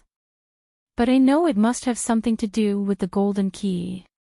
She became stronger than before, but she was still no match for me. Because in the past 15 years, I have also found a key, a silver key. I also figured out how to use it. This time, I killed her and took the golden key from her again. Chen Zhao finished reading the short autobiography. All of the content was from Wei An's point of view. In his autobiography, he also mentioned the person who once owned and used the golden key, Amy. After using the golden key, Amy gained a strong ability to adapt to the environment. Chen Zhao's heart skipped a beat. The real use of the golden key was not as he had initially thought, which was that it could only allow him to breathe underwater. Instead, it was the ability to adapt to the environment. In different environments, the body would instinctively produce certain characteristics to adapt to the changes brought about by the environment. There was also the ability to sense elements. Elements were spiritual energy. In other words, he could sense more spirit qi. This was good news. He could speed up his cultivation. However, the golden key did not make a person unkillable. It only improved certain aspects. Moreover, if one was confined in some special and extreme environment for a long period of time, one's body would undergo even more extreme mutations. Chen Zhao felt that this might be the true use of the golden key. However, he was still a little hesitant. Perhaps the records were not complete. Perhaps even the author, Wei An, had not discovered the use of the golden key. He had only discovered it from Amy. He did not completely understand the use of the golden key. At the same time, in the autobiography, Wei An also said that he had also obtained a key, a silver key. The silver key also had different abilities. However, the record stopped there. This was the only record in the entire book. There were no more records about the key. It was not that he had gained nothing, but it was limited. Chen Zhao wanted to ask Alice for another magic book. However, Alice would hide far away when she saw him. Looking at Alice's hair of different lengths, Chen Zhao was too embarrassed to ask her for more. Forget it.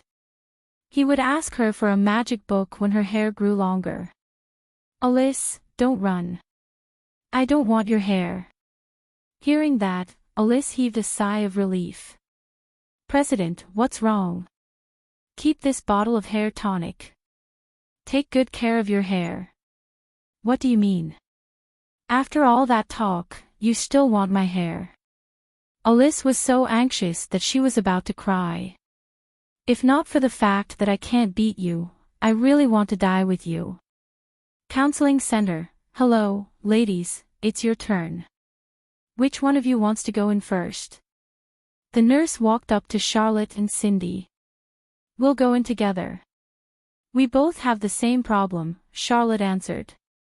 Ladies, according to our rules, our attending doctor can only accept counseling and treatment for one person at a time.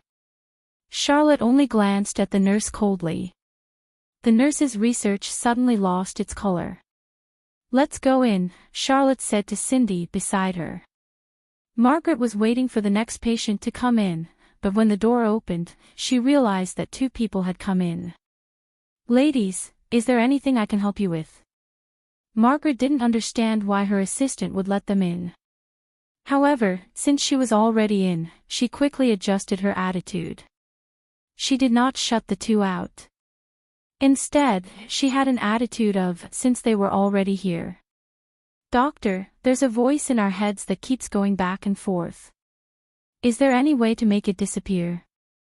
Or do you have some medicine that can make us fall asleep quickly? Charlotte and Cindy's mental state was very bad. It seemed like they had not slept for a long time. Are you talking about auditory hallucinations? No, it's not. It's a real voice. Margaret did not mind. Every patient who suffered from auditory hallucinations believed that what they heard was real. You have the same symptoms. Yes. We're troubled by that voice. It keeps calling us. May I ask what your job is? Witches, Cindy replied. You're joking. Charlotte chuckled. Our working environment is rather complicated, so we're tortured by the noise for a long time. We need medicine that can calm us down.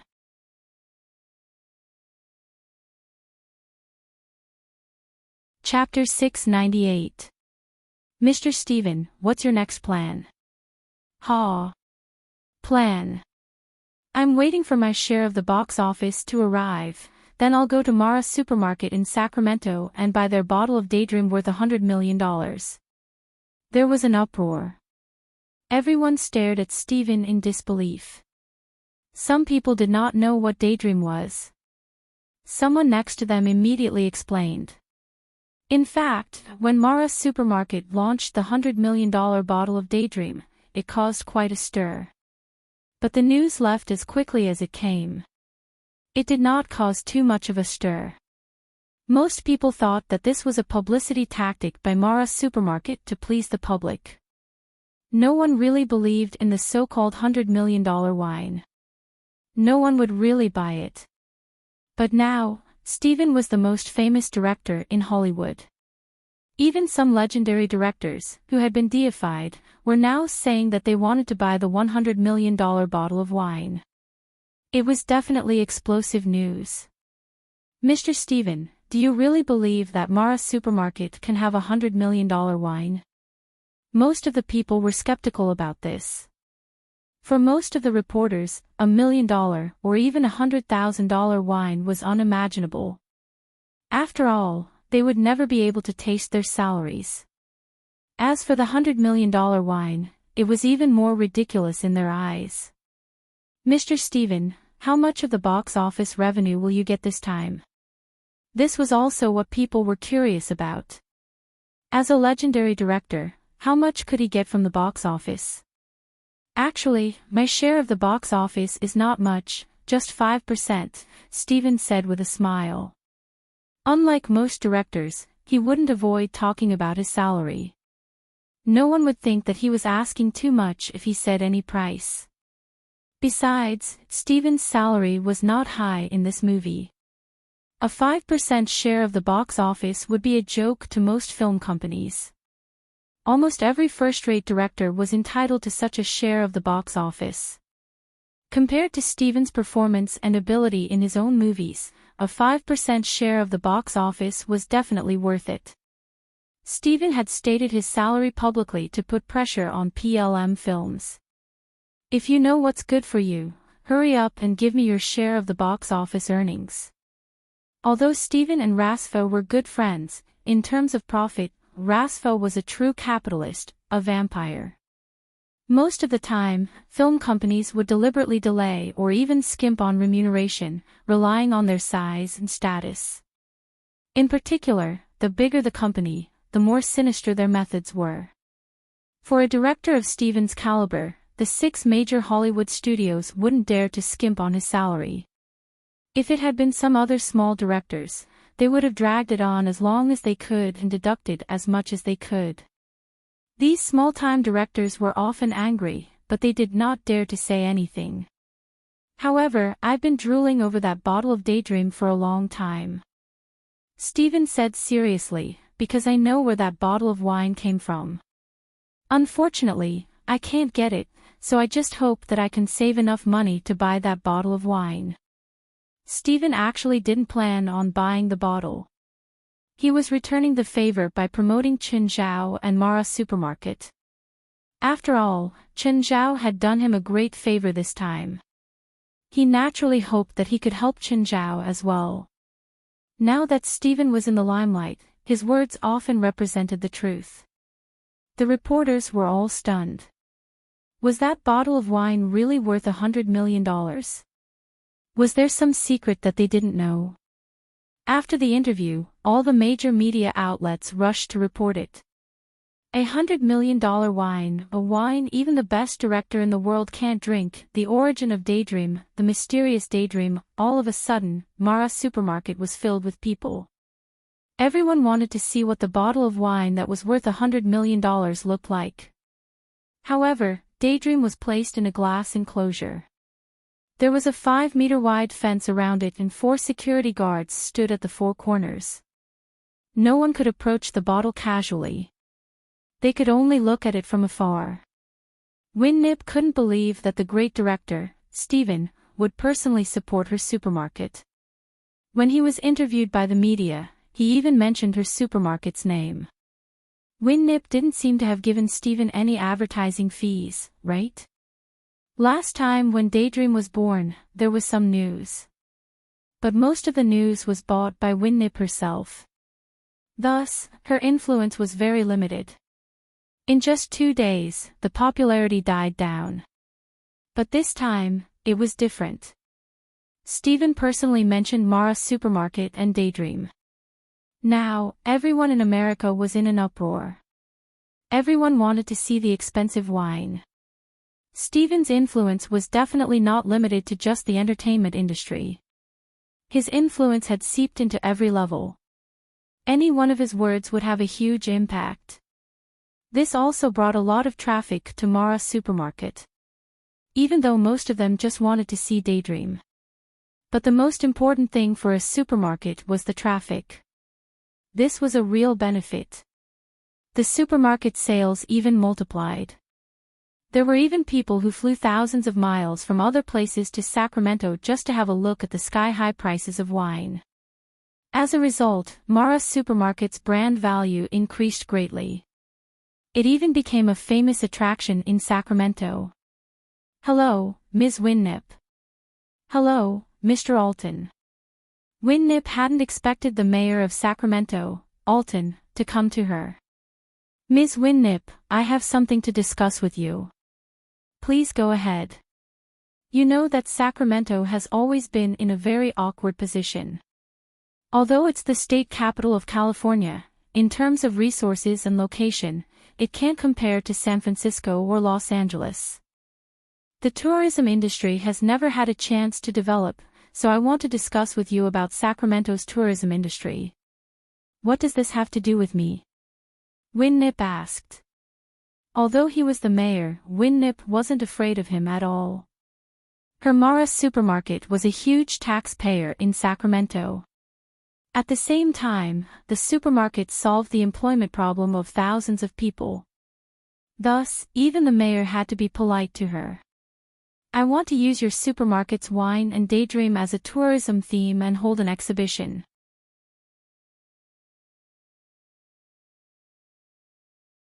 Chapter 699. Capitalists, of course, pursued profit. It was the same for Winnip. They used Daydream as the theme to attract tourists. Even Alton didn't have the right. He had to get Winnip's approval. Second was the exhibition. Daydream had to be loaned out even more. Without Winnip's approval, Alton couldn't do anything. But now, Daydream's name was not only in the United States, but also internationally. After all, it was personally praised by the great director, Stephen. Daydream was also very famous now. With Stephen's help and the fame of the sky-high price wine, it was hard not to be famous. It was hard not to be famous. Alton had also noticed this point. During this period of time, Alton had also noticed this point. During this time, the number of tourists in Sacramento had increased by 1,400%. This was a very obvious sign. Of course, it was mainly because there weren't many tourists in Sacramento to begin with. The base was too small, so the sudden increase of tourists by 1,400% didn't change much. As the mayor of Sacramento, Alton had to show some results if he wanted to be re-elected. But Sacramento had always been in an awkward position culturally, politically, and economically. Its culture wasn't as good as Hollywood in Los Angeles, and its economy was several times worse than San Francisco and Los Angeles.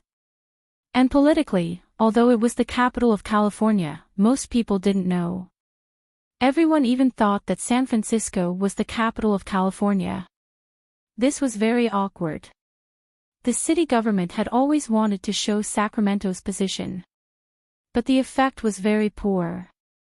There was no effect at all. It was different now. Sacramento actually had a famous sky-high price wine. So, Alton wanted to use this sky-high price wine to show Sacramento's position. But this required WinNip's cooperation and help. Otherwise, this plan would just be empty talk. From now on, all tourists who come to Sacramento will know about Mara's supermarket. Of course, Alton didn't just come with a glib tongue. This time, he came with a detailed plan. There will also be obvious signs so that tourists who want to shop will choose Mara's supermarket as their first choice. WinNip glanced at Alton. It was indeed a good condition. But this wasn't enough. WinNip said firmly, Mara's supermarket plans to open a third branch in Sacramento. I want the empty space at White Coral Street. Since the old building had just been demolished, the vacant land in White Coral Street was still in the hands of the government. However, a few rich people and real estate developers had already set their sights on that piece of land. WinNip wasn't poor, but she wasn't as rich as a real estate developer. Therefore, if they wanted to fight for that piece of land, they could only get the support of the city government. That's not for me to decide. That piece of land is going to be auctioned. Although Alton was the mayor, he was not a tyrant who could give the land to whoever he wanted. But if you can provide me with an evaluation report, I might be able to do something about it, Alton said. The so-called politics was about constant compromises in exchange for benefits. Normally, if the government owned a piece of land, the highest bidder would get it. However, if another enterprise or company could create more jobs, pay more taxes, or significantly help the local area or the entire city, then the city government could sell the land to the other party at a low price.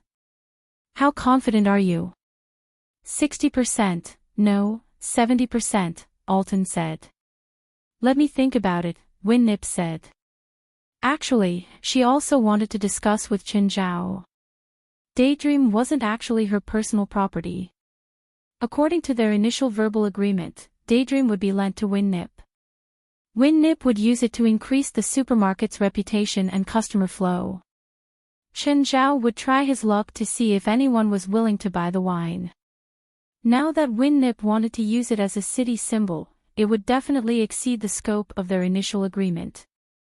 Therefore, WinNip had to discuss it with Chen Zhao. Hey, Chen, are you busy? WinNip called Chen Zhao. Yes, I'm busy. What's up? At the moment, Chen Zhao was lying on the internal alchemy, slacking off. He'd planned to cultivate for a while, but after less than half an hour, he started to slack off again. I have a plan. Oh, what plan? Recently, there's been an obvious increase in tourists in Sacramento. Most of them are here for Daydream, so I want to make Daydream an even more famous and well-known brand. Isn't Daydream famous enough now? Daydream does have a lot of fame now, but it's not enough, far from enough. Daydream is only popular now. Once it's over, it'll be much less famous. Then what should we do? If Daydream is connected to Sacramento, it'll be like the Leaning Tower of Pisa in Italy, the pyramids in Egypt, or the Statue of Liberty in New York. Daydream is just a wine. It's a consumable. Can it bear such a big reputation? If someone buys it, how can it bear the reputation? If someone buys one bottle, put another one on it, Winnip said. Also, the more famous it is, the more potential buyers there will be. Okay, if you think this plan works, then I'll listen to you. It's not bad for me anyway. Chen Zhao's ultimate goal was to make money. If he could achieve a win-win situation while making money, he didn't mind letting Winnip benefit too. Daydream. Mattila's eyes lit up as he watched the news on the TV. He looked at the sky-high wine that the security guards were staring at. Mattila was the richest man in Sacramento. Everything he enjoyed was the best, including wine. But now, there was actually a bottle of wine in this city that he couldn't get. $100 million for Daydream was also a sky-high price that he couldn't afford. But this didn't mean that he'd give up. In his early years, he'd made his fortune by smuggling firearms. Therefore, he had connections with some international armed forces. The price of hiring an international mercenary group was only a few million US. If he could get the wine for a few million, why would he pay $100 million? He was a capitalist. His principle had always been to get the most benefit with the least cost.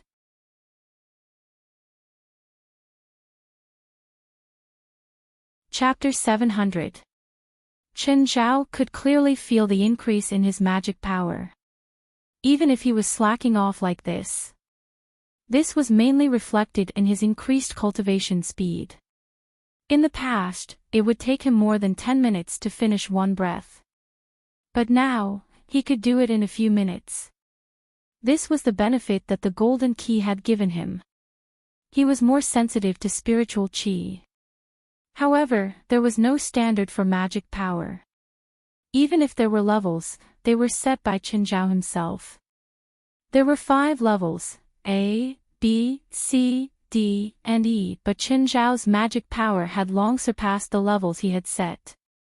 Chen Zhao didn't know how strong his magic power was now. If he didn't have a reference, it would be very difficult to know what level he was at. There were people stronger than Chen Zhao. For example, Beelzebub Zophie in Hell or Old Turtle in the River Map. They were all stronger than Chen Zhao, but they couldn't be used as reference. They were too strong. Chen Zhao would be asking for trouble if he compared himself to them. It was like comparing one person's height with another.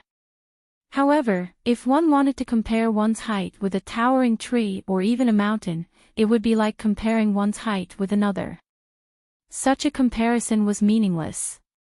Master, Mr. James is calling.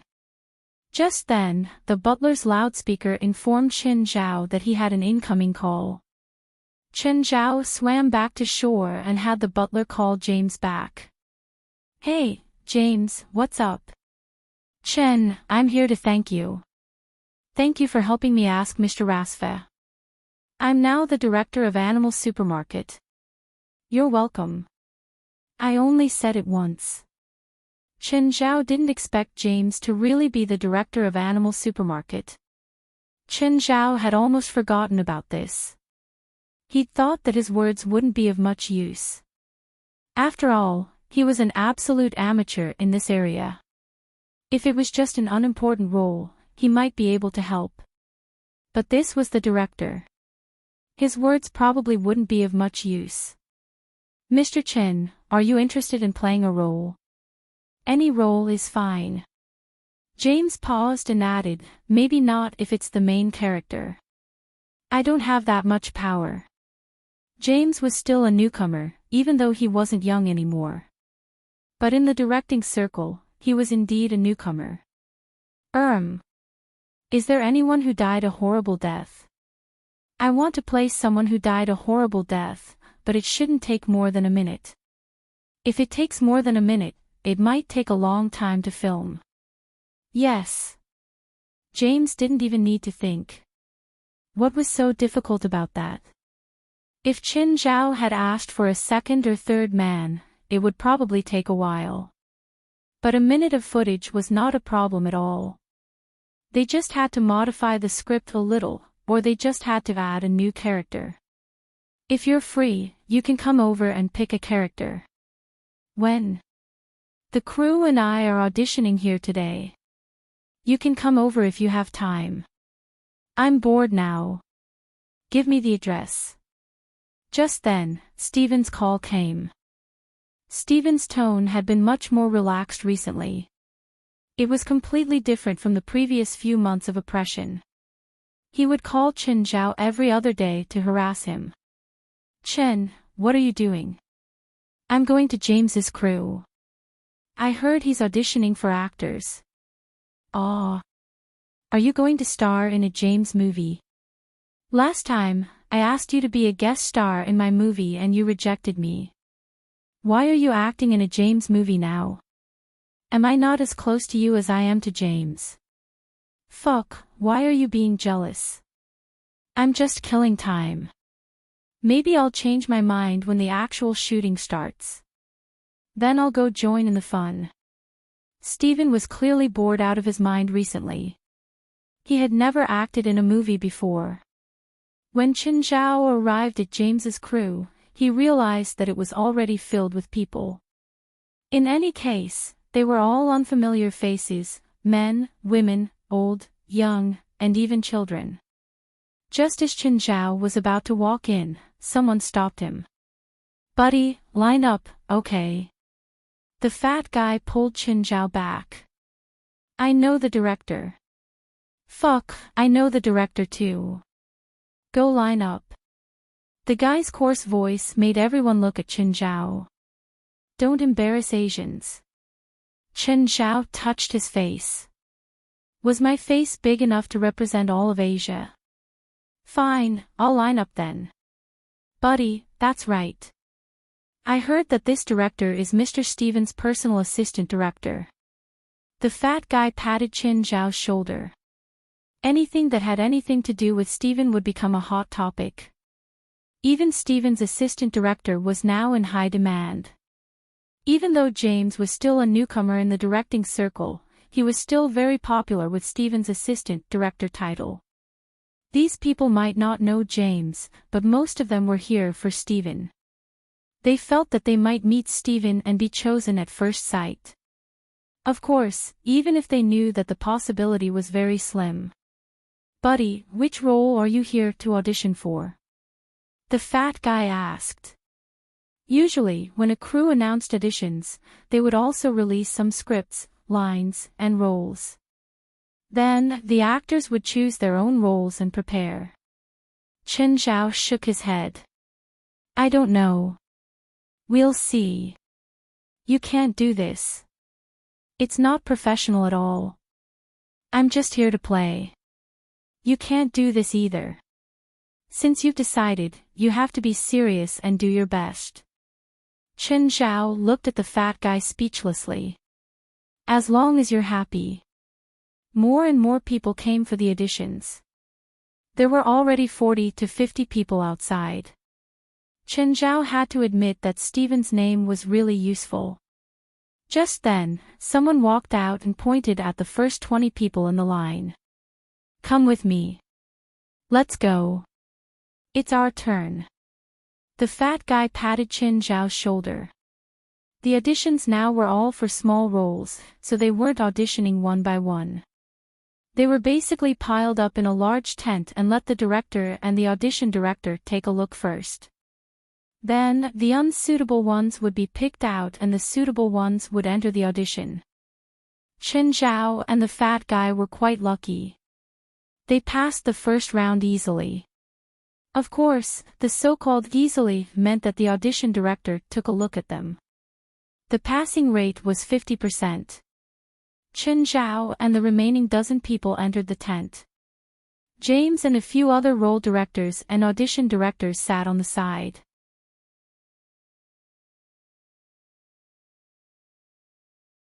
Chapter 701.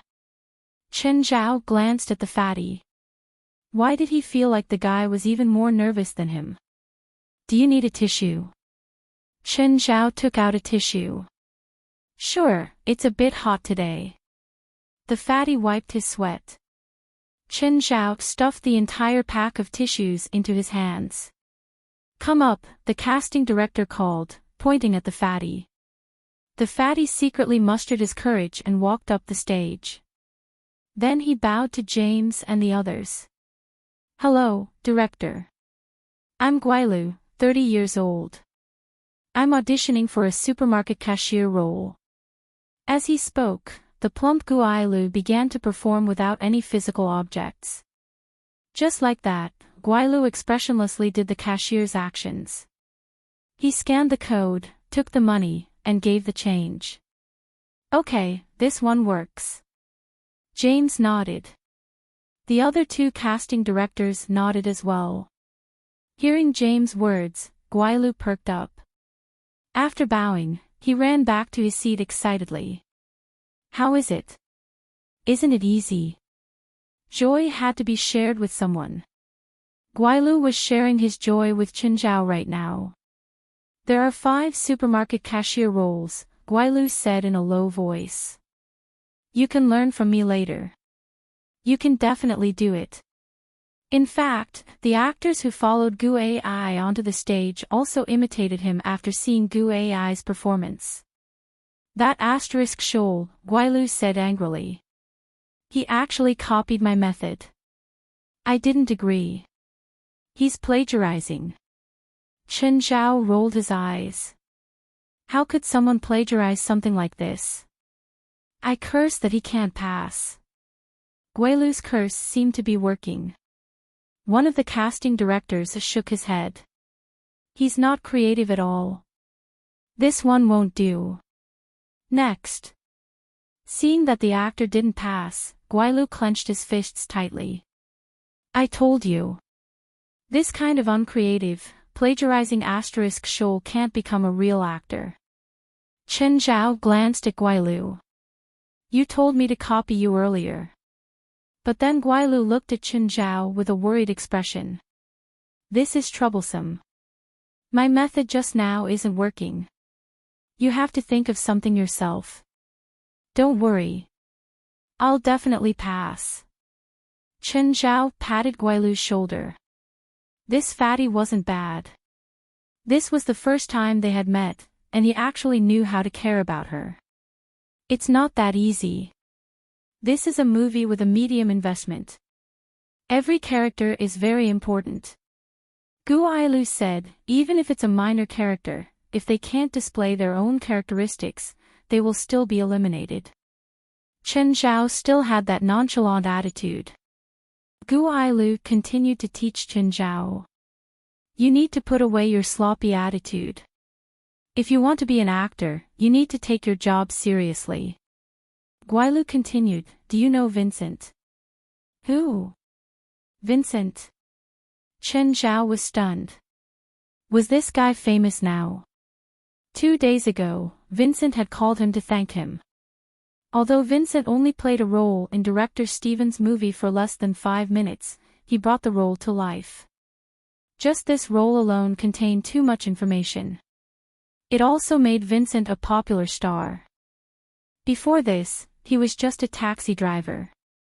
It was because of his love for movies and his seriousness towards the role that director Steven took a liking to him and eventually became a successful actor. Was Vincent really that popular now? Chen Zhao didn't know much about Hollywood and didn't usually watch entertainment news. In fact, Vincent only had a certain level of fame now. As for how popular he was, that was an exaggeration. However, among the extras, Vincent was a very inspirational presence. Vincent's rise to fame was rather short. Secondly, the media had exaggerated it. They had made Vincent's rise to fame into an inspirational story. Of course, it could also be CAA's advertising strategy. Following that, a few more actors were eliminated. When Guilu looked at Chen Zhao, his eyes were filled with worry. Buddy, be careful. Looks like this audition is stricter than expected. Just then, a short-haired man sitting next to Chen Zhao glanced at him in disdain.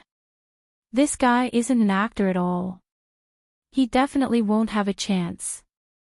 Chen Zhao glanced at the short-haired man and ignored him. What, you don't believe me? I don't think he even knows his lines or how many roles there are. Don't talk there, the worker next to him scolded. You're next. The short-haired man stood up and adjusted his collar, looking very confident. Director James, hello. I'm auditioning for a supermarket security guard. Guilu watched the short-haired man's performance on stage. This guy is a professional actor, different from us. I think his performance is average. He doesn't seem to be much better than you. No, his eyes, the way he looks when he's in character. People like us who haven't learned acting can't express that. As expected, after the short-haired man's performance, the three directors, including James, all clapped. Good performance. You passed. Next, the short-haired man answered confidently. The short-haired man replied confidently, as if he had never considered the possibility of failing the audition. Just as he expected, he got the role easily. The short-haired man glanced at Chen Zhao proudly. Idiot, go back early. Don't embarrass yourself here. This place is for real actors, not people like you. What if I get the role? Chen Zhao asked, looking at the short-haired man. Here's $100. If you get any of the roles, it's yours. Buddy, I believe you. I'll give you $100 too. I bet you can succeed.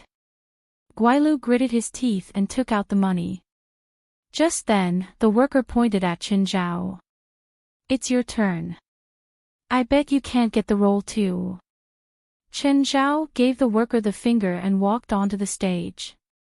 James was stunned when he saw Chen Zhao. Just then, the casting director beside James asked, which role do you want to audition for? Whatever, Chen Zhao said. I'll play whatever role you give me, as long as I get 1 minute of screen time. Guilu covered his face. It was his $100. The two casting directors next to James were also speechless. Who do you think you are? 1 minute of screen time. All the supporting roles combined wouldn't get more than 5 minutes of screen time. How could he get 1 minute of screen time? James picked up the script and flipped through it. Then he said, Robber A is shot to death in the end. How about that?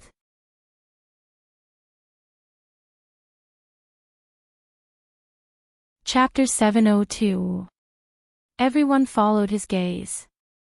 They were all curious. Who would dare to say anything during an audition? But when they saw the person walking out from behind the scenes, shock was written all over everyone's faces. Steven. How could it be him? Why was he here? Usually, even the main director did not need to be present when casting a minor or minor role. It was James' first time being the main director, so he wanted to do everything himself. But why would Steven appear at this audition? At this time, the actors who had not yet auditioned were all sitting upright. Everyone stared at Steven with shining eyes. Was he here to choose a role too? Would he take a liking to her? I don't think it's tragic enough to be killed by random gunfire. Steven looked at Chen Zhao. James, arrange a role for me. I want to end his life with my own hands. No, then I'll play the villain. I'll blow up this poor old man's head, Chen Zhao said immediately. I'll play an old detective. I'll blow up his *SS with a gun. I'll strangle him with a rope, Chen Zhao said, pointing at Steven. James, design an action scene for me. I'll use my fish to let him feel my strength. James covered his face as he watched Chen Zhao and Steven bicker on stage. Everyone else was dumbfounded. The short-haired man felt that Chen Zhao would probably be kicked out, not to mention getting a role. I don't care, Steven said shamelessly. I have to kill him in the movie. I don't care, Steven said shamelessly. I have to kill him anyway. Why don't the two of you die together? I have no other choice, James said. Everyone stared at James in disbelief. He actually didn't agree to Steven's request. Could that Asian be some kind of superstar? That was even more impossible. There was no such person in Hollywood. Fine, let's die together, Chen Zhao said. I'm already satisfied to be able to kill a famous director. I can't beat you in real life, but I can finally beat you in the movie. I'm satisfied too. The extras all looked at Chen Zhao with jealousy. This guy could actually act with Steven. After all, this was Steven's first appearance in a movie, and he was lucky enough to be able to act with Steven. Why wasn't such a good opportunity hers? Let me teach you how to act in front of the camera.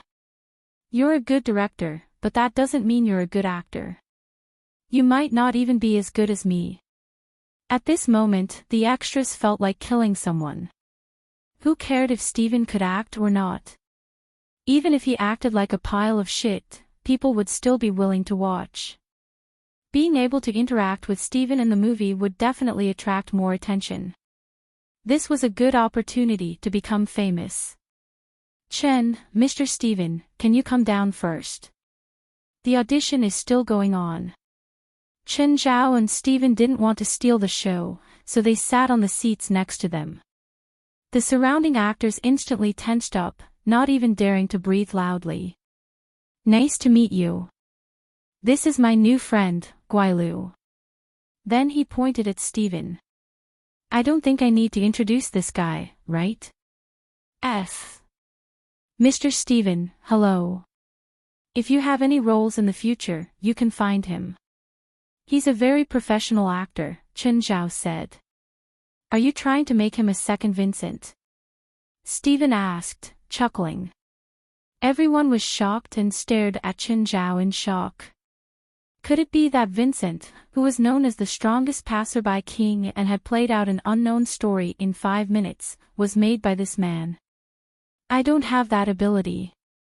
If you don't give him a suitable role, there's nothing I can do. You've already spoken, Steven said. What else can I say? I'll arrange a role for him in the next movie. At this moment, the surrounding people were all heartbroken. If they'd known that this Asian knew Steven, they would have learned from Guilu and gotten close to him. Oh. Chen Zhao suddenly remembered and looked at the short-haired man. $100, thank you. And you? Chen Zhao looked at the worker. Steven watched as Chen Zhao accepted $200. What are you doing? Do you need money?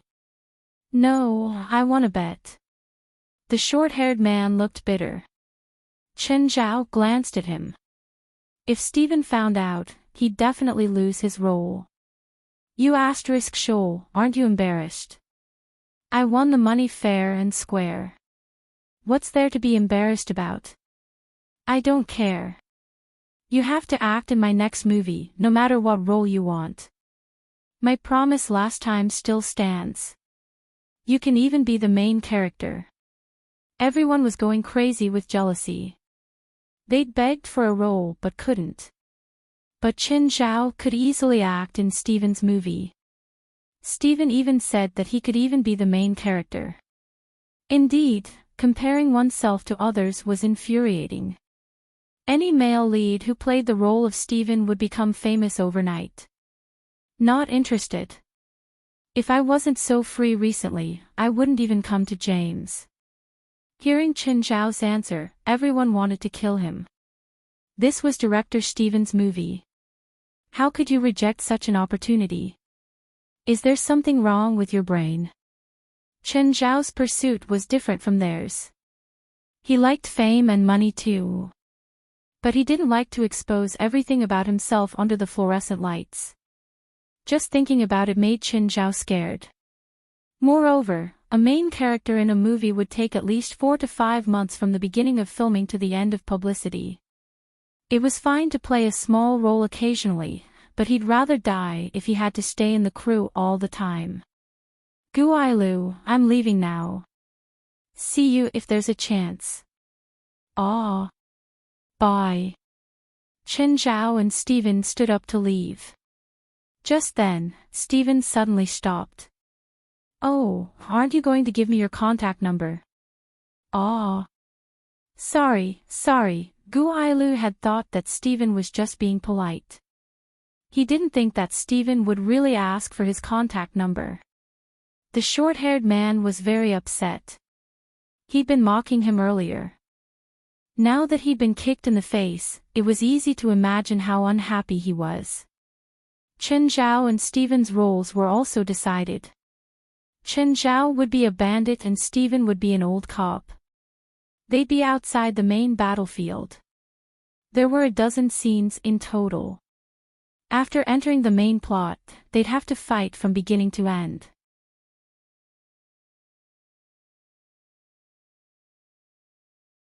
Chapter 703.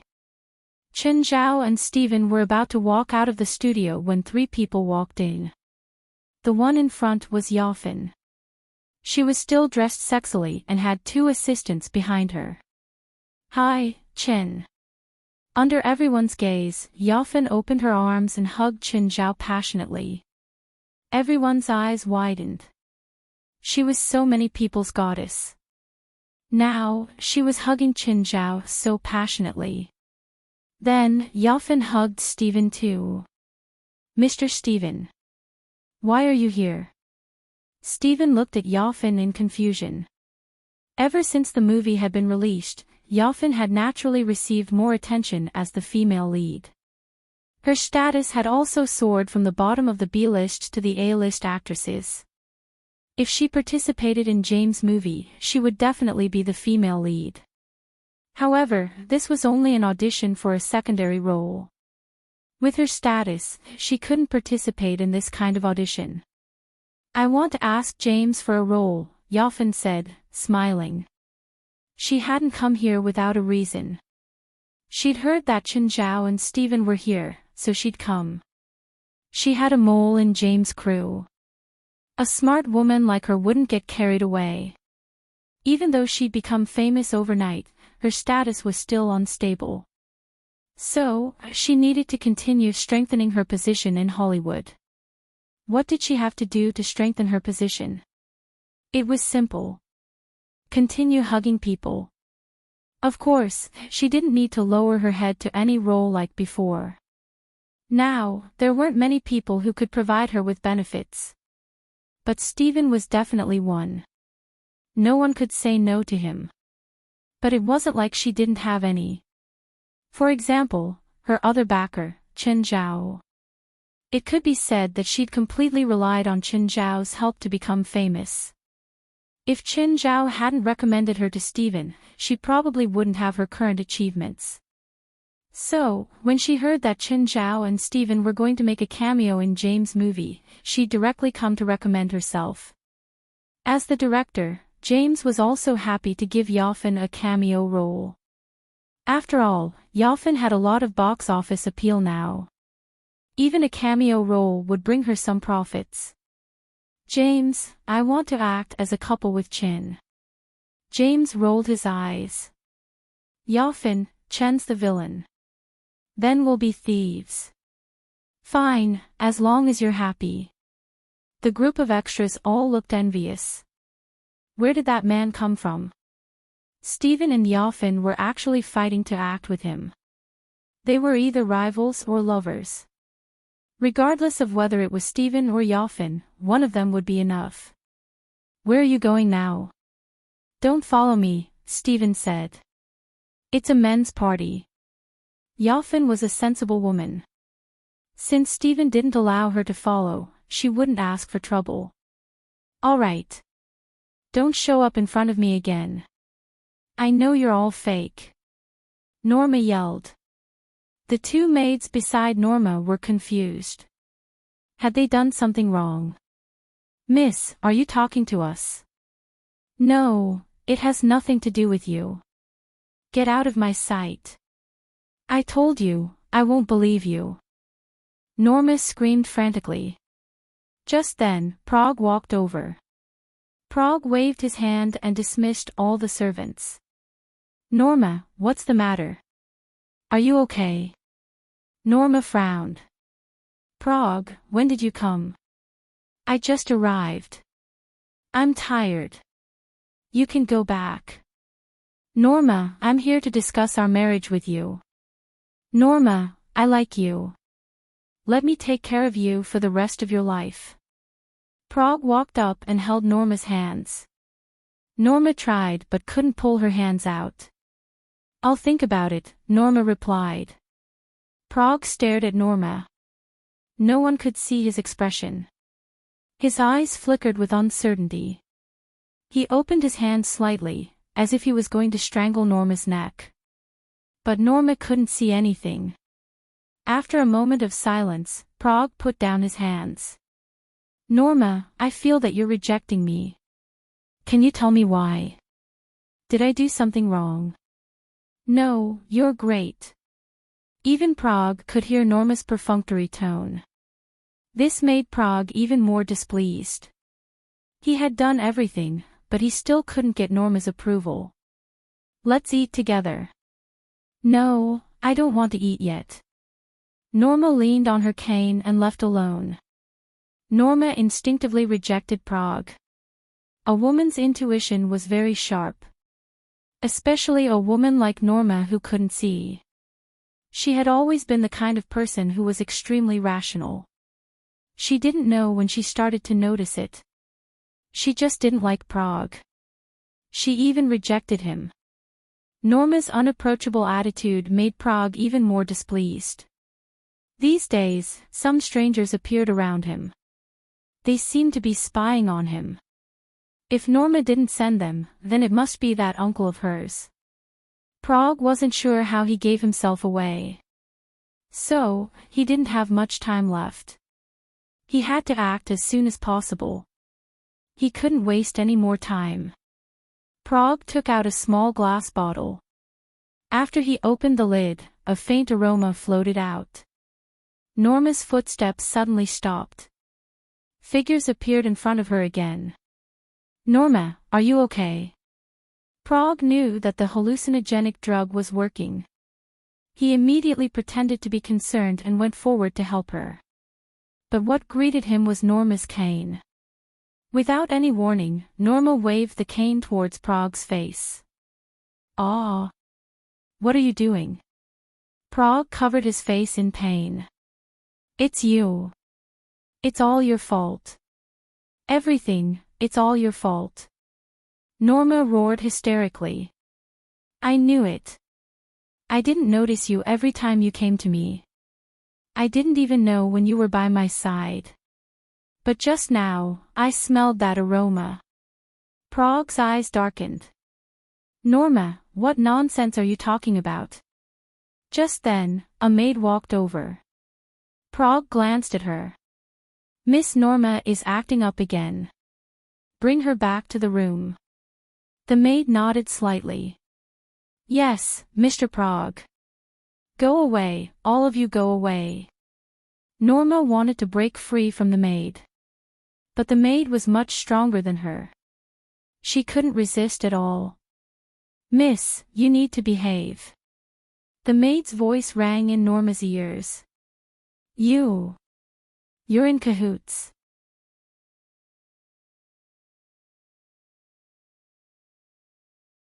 Chapter 704. Mr. Lewis, Prague has entered the manor. Miss Norma's illness is acting up again. I knew it was that bastard, Lewis yelled. At first, he was doubtful of Qin Zhao's words and thought that Qin Zhao had made a mistake. Therefore, he only sent someone to follow Prague and planted an informant in Norma's manor. Of course, the so-called informant was actually Norma's butler. And this butler was not a butler in the ordinary sense. He specialized in serving his family. Furthermore, he had a lot of power. As long as he thought it was possible, he could do it. Even if his master didn't agree, he could make his own decisions. Louis was extremely anxious. Although he currently had the most assets in the family. But the true heir of the family wasn't him, but Norma.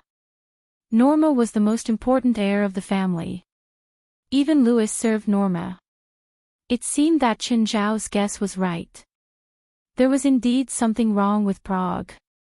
How's Norma now? Miss Norma's reaction seems to be bigger than usual today, and she's hitting everyone she sees.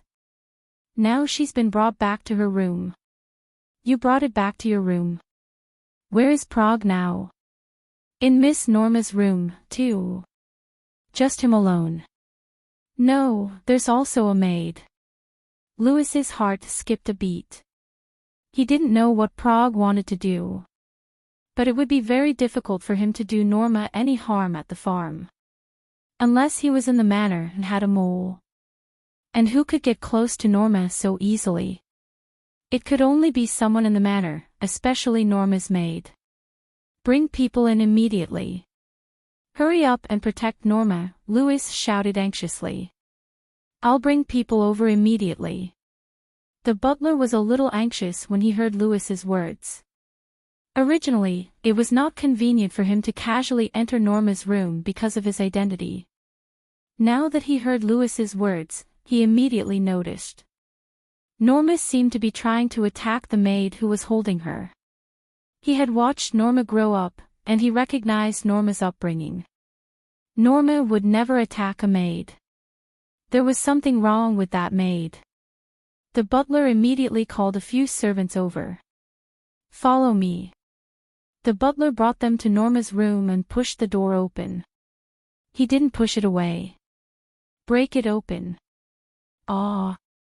This is the young lady's room. The servants were a little hesitant.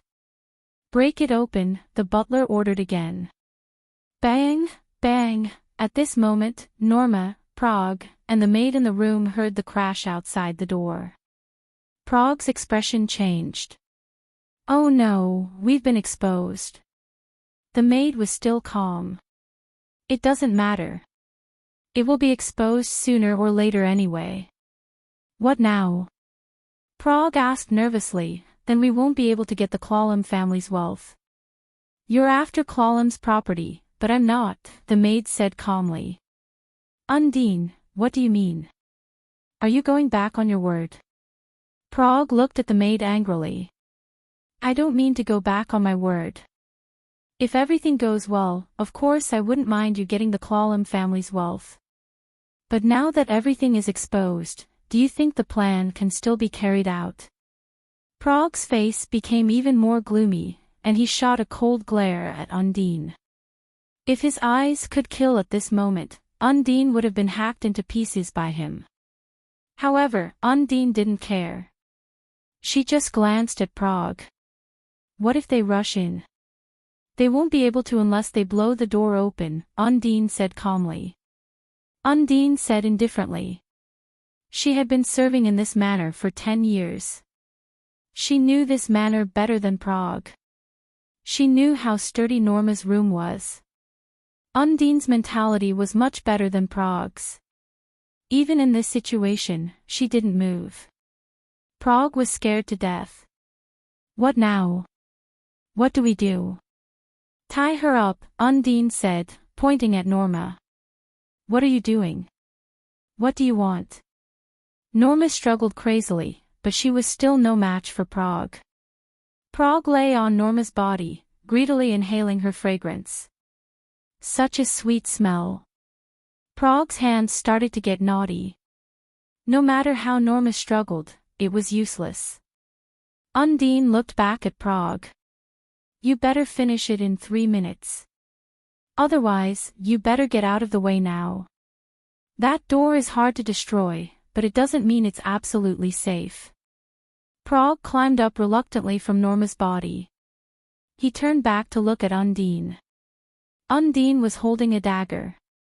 The dagger was carved with obscure patterns.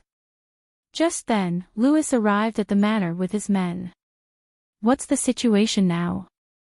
Master Louis, Miss is locked inside, the butler said.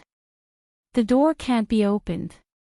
Louis looked at the metal door that was like a piece of art. Can you handle it? Boss, this door can't be opened by humans alone, but we can blow it up. Then blow it up. We need to get materials from the car. Hurry up. Suddenly, Norma's screams came from inside the room. Ah! Ah! Ah! The expressions of everyone outside the door changed. Louis even exclaimed, "Hurry, hurry, hurry. Go get the things." Inside the room, Undine dug one of Norma's eyeballs out. Norma let out a heart-wrenching scream, but Undine ignored it. Prague looked at this scene and felt a chill in his heart. Undine was even crueler than he had imagined. Undine was unmoved by Norma's bloody body. She held Norma's eyeball in her hand. Her originally beautiful face had become horrifying.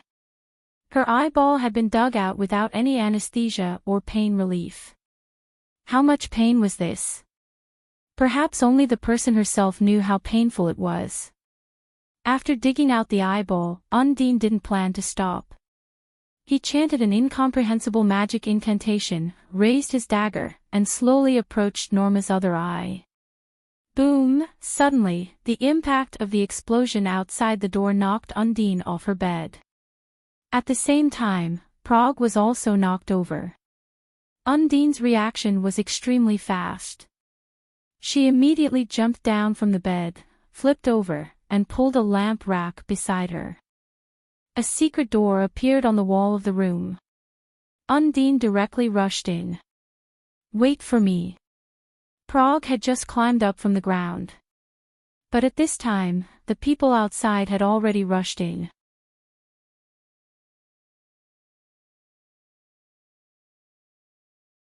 Chapter 705. Kill him. Kill him. The treasure of the Clawlins had been tortured to this state. No one could accept this result. Wait. Mr. Louis. Listen to me. Listen to me. It's not what you think. I was forced. I wanted to save Norma. Just then, Norma was helped up, but she looked scary. Her face and body were covered in blood. She didn't look like a noble at all. There was only a black, bloody hole in her left eye. Her messy hair draped over her face. "Norma, what do you think we should do to him?" "Die. I want him to die in the cruelest way."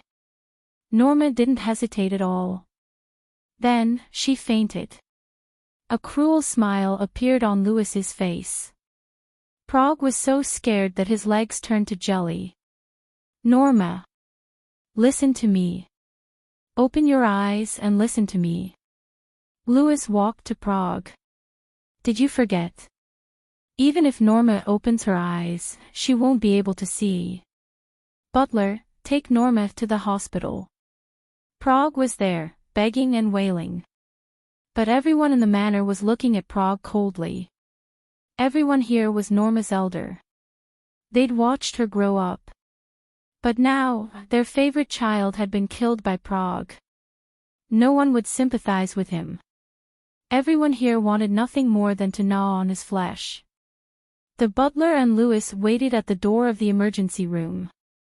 "Mr. Louis, will Miss Norma be okay?" Louis's heart was heavy. He should have listened to Chen Zhao and killed Prague. Why did he have to drag it out until now? Until everything was irreversible? 1 hour, 2 hours, 3 hours. For the people outside the emergency room, this period of time was like torture. Finally, the door of the surgery room opened. "Doctor, how's my niece?" The doctor shook his head. "I'm afraid she won't survive the night." "What? How can this be? She only has an eye injury.